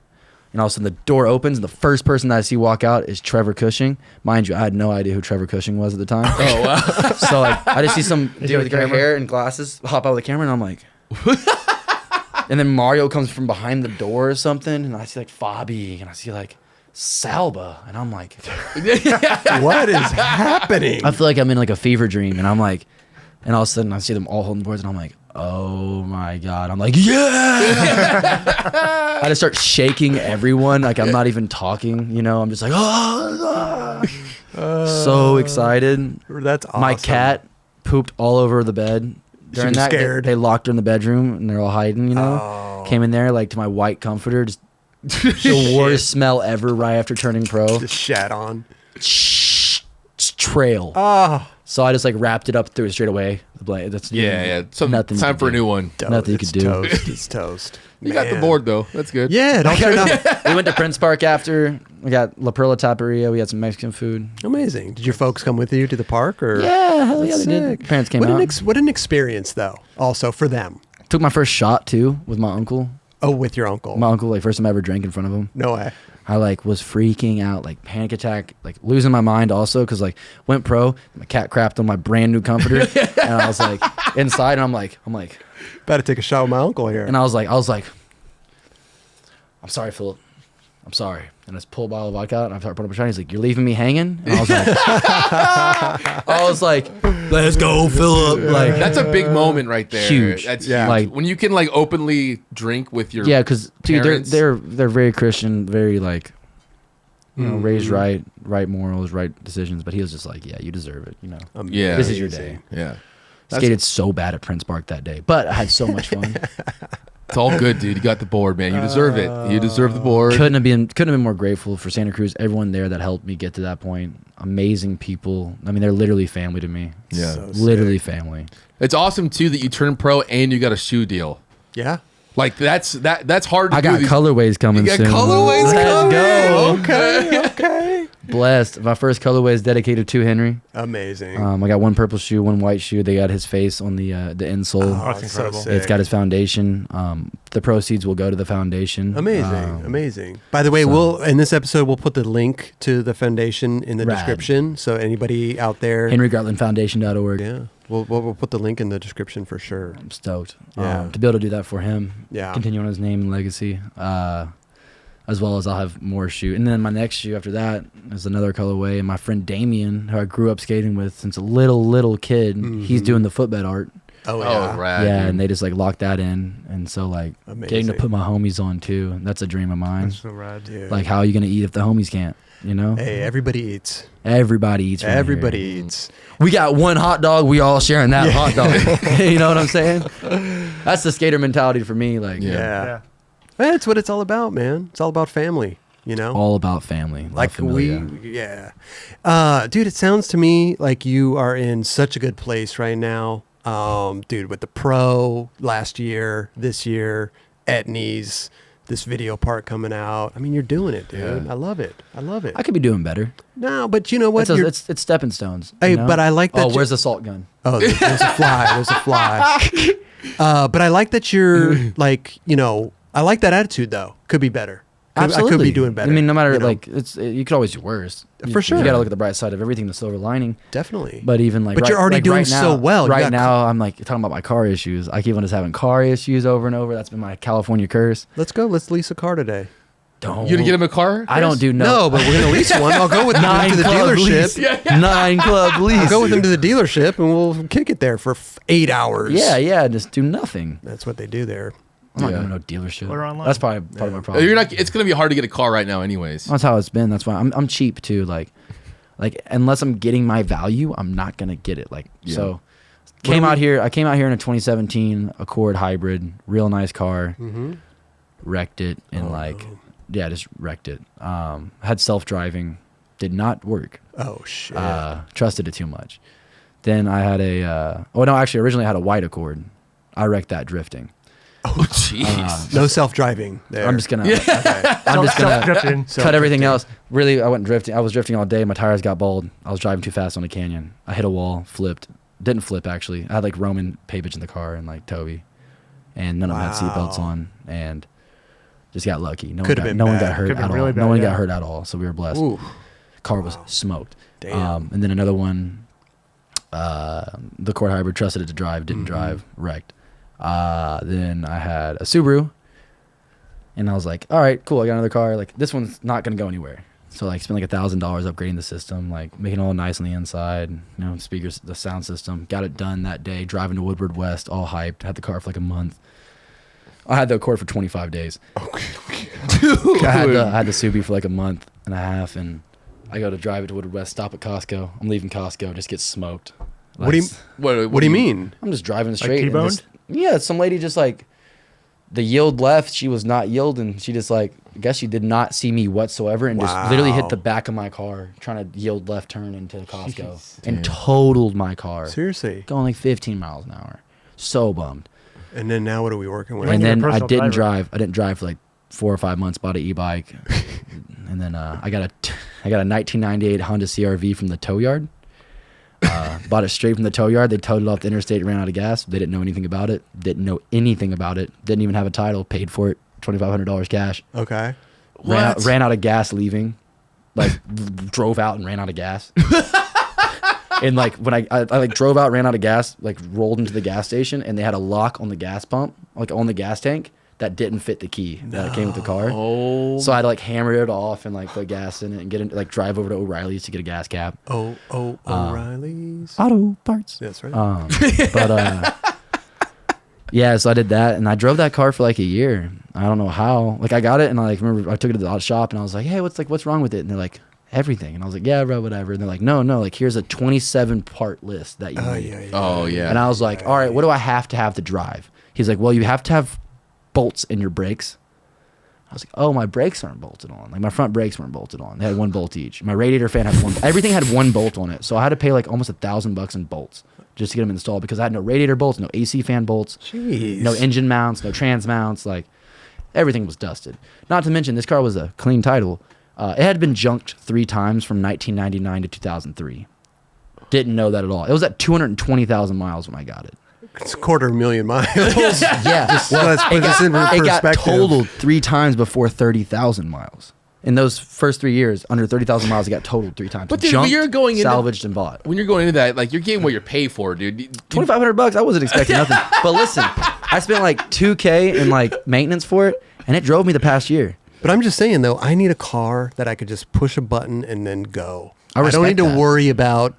I grew up with all hand-me-down cars. See, I you thought know? this was going to be a good point A to point B car. Right, That's what I was told. right. And then immediately I'm like, oh, problems. well, instead of like just letting it pass smog and do the normal things, I'm like, here, let me just order as many parts as I can for it. And I'm like, so like I haven't even got it running barely, but I'm like, I got front coilovers and a full front suspension, but you know. So you like that type of car? You like doing shit to your fix-me-upper? car? So like getting a new car doesn't appeal to you in that sense? It does, but I'm not going to pay $4,000 over MSRP for a RAV4. You got me so messed up. RAV4. RAV4s are beautiful. Are you kidding me? I love a RAV4. Listen, this interview's done. White SUVs are gorgeous, man. I love like mom. We're talking about a RAV4. It's like a 2-door little No, SUV not thing. the little RAV4, the new RAV4. I don't know this. I only My know mom the has little. one. It's awesome. You're what? My mom has one. It's I only awesome. know the She's little. selling it. Let me know. I only know the little RAV4. Yeah, those are like that's exactly what the CRV looked like. The one I had. Okay. Little red wagon. Okay. The smallest SUV you can see. Like it's tiny. It looks like a car. Yeah. But Well, dude, hey, congratulations on the video part. Thank dude, you. fucking Big Yeah. Sky. It's incredible. Like I said, if anybody watching right now hasn't seen it, pause this, go watch Jake's part, and come back. And then finish the comment episode. on It's this so page good. what your favorite trick was of that Yeah. part. and your least favorite. And your Like the trick that I should just do over. Like you should have left that one out. Go through it again. No, Dude, I was impressed with the filming of it too, of like following you and shit like that. I was like, did Bobby do all that? Yeah. sick. It's I mean, Ira filmed some of the clips as well. Don't like, Yeah. disparage that whatsoever. Yeah. Ira was the main production, so he kind of pieced the whole video together. But Bobby did most of the filming. Those two together, you got a good solid squad right there. Bread and butter. Yeah, man. Yeah. But congrats on that, dude. And congrats on everything that's going on. Santa Cruz and Etnies and Colorways coming out. I'm blessed. Yeah, bro. and Red So Bull blessed. and Red Red Bull Bull, full support, yeah. dude. That's super sick, man. And I love what you said earlier about, not a lot of people knowing what actually like a Red Bull company does for skateboarding. And because I think it's important for people to know. Yeah. Like they actually, like- they really help. To like The even to put skateboard in community. perspective, like I told him beginning of COVID, I wanted to skate in an airport. Yeah. I was like, I'd love to skate in an airport. Mm-hmm. They presented me an airport. They're like, hey, so what do we do with this? And I was like, skate contest. And they're Right. like, sure. You want to do a skate contest? Let's do a skate contest. Who do you want to come? Well, let's support the local shops since it's COVID. And they're like, let's support the local shops. Yeah. And I'm like, for real? And they're like, yeah. And I was like, can we do it like the southern shops since like I want to put on for my area. Yeah. Whoever you want. It's like a Jedi mind tricking them. Wow. I'm like, what the hell? They're like, oh yeah, we got the permits for the airport. Like, you guys are like, oh, let's make designs. Let's build the courses, like through the love it. concourses. Is Yeah. that when you guys put the stuff down the escalator? Yeah. So Terminal Takeover was just like, it was my idea, and they just like brought it to life Love Wow. both years. So like, it's really been amazing to. I mean, it's definitely the coolest thing I've got to be a part of. Helping run an airport part. it. And not That only was- that is like helping all the skate shops too. I mean, that's literally, huge. first of all, like the winner got $5,000 for a shop rebuild or put whatever the shop wants to go. Dope. So that was awesome. Plus, you're getting to take all the shops out, give them a trip, give them an experience. Yeah. which you don't get as much of nowadays. And it's not like such a serious contest where in that moment you're like, dang, I'm competing against all these other people. Right. It's like you're just filming and in an airport and having fun, and like you piece together the video that you want to piece together, and then people vote for it. Yeah, it was Yeah. sick. It was really So it was sick. really organic on how Yeah. they put it together and how everything came about. Dude, it's That's incredible, awesome. man. It's Yeah, no, they do a lot of rad stuff. It's Yeah. funny how amazing airports are to skate. If you go look at every time you go to airport, you're like, what the fuck There's is like random transitions, there's perfect yeah, ledges. the ledges, The floor. Yeah. the There used to floor, be- yeah, the ground's all marble Yeah, or there's something. nothing to Like, trip over. There used to be one over here that we used to go skate, a little baggage claim. It was Oh. kind of like an indoor-outdoor. It was just a cover, but it was like abandoned. Wow. Remember that? The one the Inland I don't Empire. know if it was in. I feel like it was like I somewhere don't around remember. here. I would see like Kareem Campbell skating it back in the day and stuff, right? Yeah, they yeah, had yeah, like yeah, the yeah, baggage claim. Yep. And it had like, if you look at all, most baggage claim is like perfect metal edges that Yeah. kind of Oh, curve yeah. around. I almost want to say it was like it was not like an actual like LAX, but it was like a smaller airport. You just climb the fence and it's right there. Oh, We wow. all skate it. It's so fun. Baggage claim, metal edge, beautiful. Baggage claim. Baggage claim. And- that and should have it- been yeah. That's another name for a good video. Baggage claim Baggage is claim. a great name for a Baggage video. claim. I saw today, or was it last night and a little bit today, they're bringing back Manny Mania. I saw that. They had they're having a podcast today. Dude, that's Of all amazing things. because that was such a cool, for me yeah. and Chris, like especially, like we're like manual skaters. Right. That was a contest that we could actually skate. Yeah, they haven't done one in like 10 years. And Really? Has it been that It's long? been a long time, yeah. I have Hey. a photo of me at a Manny Mania in Nashville, Tennessee, and I'm like 11 or 12, and it's just like some old dude with a Bang This t-shirt going like this. And it's like me in the background going like, Oh my god. it's like one of my first like 3 or 4 photos on my phone, actually, if I'm not mistaken. That's funny, It'll bro. pop up if I still have my belt? my belt that I won 3rd place. Where? That's Oh me at Manny my Manny. gosh. Random. That's funny. Told you. You need to send that to us. Yeah, yeah, We'll put in the edit. It's so funny. I'm wearing a crew t-shirt. yeah. Good Oh stuff, wow, bro. that's tight. Hey, but congrats on everything, dude. Can we give you some nightclub stuff to take home with you? Maybe Yeah, like a absolutely. Yeti thing and Yeah, mugs. yeah. You a mug guy? You like I'm a drinking mug out of guy. mugs? Oh, I'm a.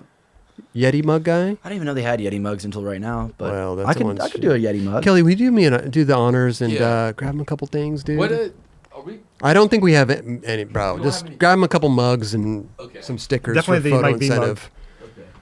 Got some photo incentive coming your way, dude. Oh, really? Yeah, you get a 9 clip. Well, I'll tell you about it when the product comes out. But hey, but any other? So you just the Red Bull part, right? Is there any other little Red Bull things coming out in the future we should know about? Any things we're working on? Another terminal takeover or anything like that? Hopefully next year we'll have another terminal takeover. That'd be dope. I'm looking forward to more events. There's a little event in East Nashville, Tennessee, that I'm about to go out to like in 2 weeks. Dope. Like a little party unlocked. It's just like hitting 10 bars in Nashville and like throwing a party at each one for Red Bull. Sick. So okay. just about the That sounds fun. yeah. Hey, all I can bar say, hop bro, for a day. keep traveling, dude. I gotta stay healthy. That's my main thing. Is just eat right, mind right, keep the body right, so I can I keep see. skating. I think you eat healthy. I've seen your little gardens and stuff. Yeah, you're growing your little basil and shit. Yeah, I'm healthy. Yeah. but like being consistent is everything. You know, like Yeah. because sometimes I'm like, I'm just gonna get Jack in the Box, and I hate Jack in the Box. It's tough, like man. it's my least favorite food, but for some reason, whenever I just feel guilty and I don't feel like taking care of myself, I'm like, Right. I'm gonna get 2 tacos from Jack in the Box and be miserable. Why not just go to like a Chipotle or So something? greasy. Because I actually get food poisoning from Chipotle. every Seriously? time. Yeah, I get super sick. Every time you go there. Every time I go there, I get like super sick. What do you? Really? That's so bizarre. I have no self control. I get every single thing they have to offer. I'll I'm see pretty all sure these I'm- bins right here. Give me just fully loaded. everything. Just put it all in one wrap. Wrap it up. You think I'm playing? I'm like, yep. Can I get the carnitas? Oh, can I also get the steak? May I please also get the chicken? And you say it like that, so they give you more of each one. Or you're like, what veggie do you want? You're like, just the lettuce, Dude, I think and the tomato, the cilantro, the onion, maybe just a little bit of corn and the salsa, And and just- the sour cream, a little bit of cheese. You know, you keep it like that, and they're just like, the bowl's maxed, and they just keep them maxing, or the Yeah. burrito's maxed, and they have to throw a second tortilla on it. Exactly. That's when you know you're winning. Or they try to roll it up and then the tortilla breaks and like, Just well, do you like a explodes. double tortilla or like what? How does it? Yeah. You're like, dude, just give it whatever, Just, I got a fork, I got hands. bro. Jake, you're the man. Chris, Thank you so Thank you much. We didn't Been run an the full Mike honor. V time. No, but you know, like I said, everybody's failed, so don't feel bad. We can keep talking.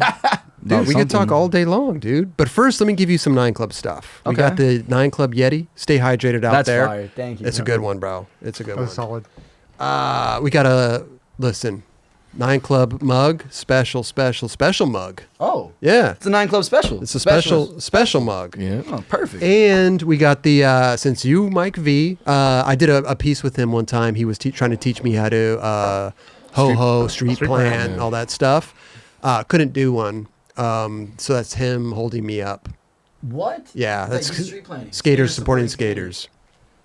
It's Mike V supporting Krob. Dang, you're doing the sick gymnast plan.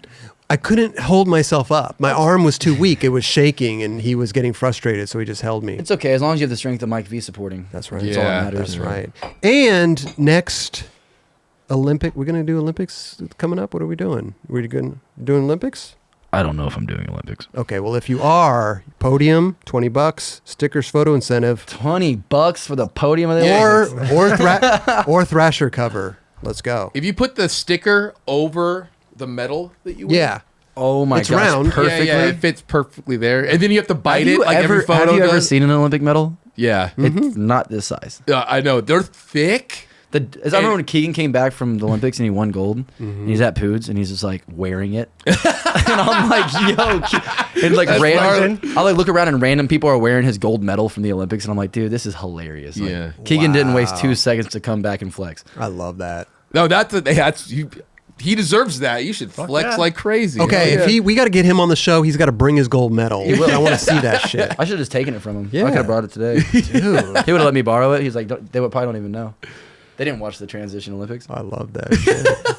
I watched that in person. That was one of the craziest things I've ever You were seen. there? I was there. In Tokyo? Yeah. Whose coach were you? I was not. I was actually doing. I was a journalist for like all the skateboarding Skate. stuff. World Skate. Oh, World Skate Journalist. Yeah, I was doing all. Social Sorry for all the media. DMs I've sent you. I don't look at it anymore. I don't do that anymore. But are you trying to get involved? I used to I used to voice my opinion quite heavily to World Skate about how they were doing things. Oh yeah. And then someone told me that you were running the Instagram, and I was like, oh. But I haven't done it for like since last year. Yeah, it was like a while ago. Oh, okay. Sorry, I didn't look at it. But But you're good, you're good. I wouldn't get many responses. Hey, keep voicing your opinion though. Let's go. You know what I'm saying? I was like, what is this?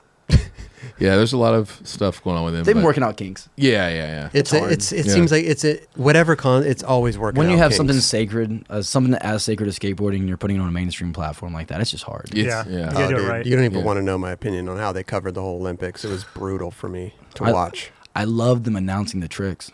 Dude, the whole thing. I don't know what feed you were watching because there was 25 different Oh, dude, the feeds feed I with- was watching, they have never seen someone skate. I don't know what foreigners. I think they're Australian or UK or Okay, something. same. We were watching the same. Every exact trick feed. was a new trick for me. It was like, wow, I've never seen a backside rock and roll slide. Who were they? Oh, Frontside indie grab. the best one was like, hey, that's a 360 made famous by Steve Caballero. I love it. I love it when I hear the nollie cabs and nollie half cabs street too, or like when they're like kickflip front lip, they're like kickflip board slide on the handrail. Yeah. It's like, Oh, yeah. It was a. Yeah. We could tell. I could tell you were just as passionate and mad as I was. I was. Heartbreaking. Yeah. it was because now horrible. 4 billion people in the world think that kickflip lip slides or kickflip board slides. Yeah. Well, not only that. Here's my. And it's like skate 3. It's like when people argue the nollie front side and nollie backside because skate had it messed up. See, Yeah. it happens. I think okay, even yeah, in yeah. Tony Hawk they had Kickflip some shove it, messed yeah. up And shit. they had it messed up in Tony Hawk too. Here's my and really quick before we go. This is my qualm with it. Right. We have talented people in skateboarding. We have talented cameramen. We have talented photographers. We have talented announcers. We have talent. Everybody in skateboarding is fucking talented. Bring those people who know what the fuck they're talking about and what they're doing, and bring them over here to do the job and make it fucking Authentic and real. And Yeah. Yeah.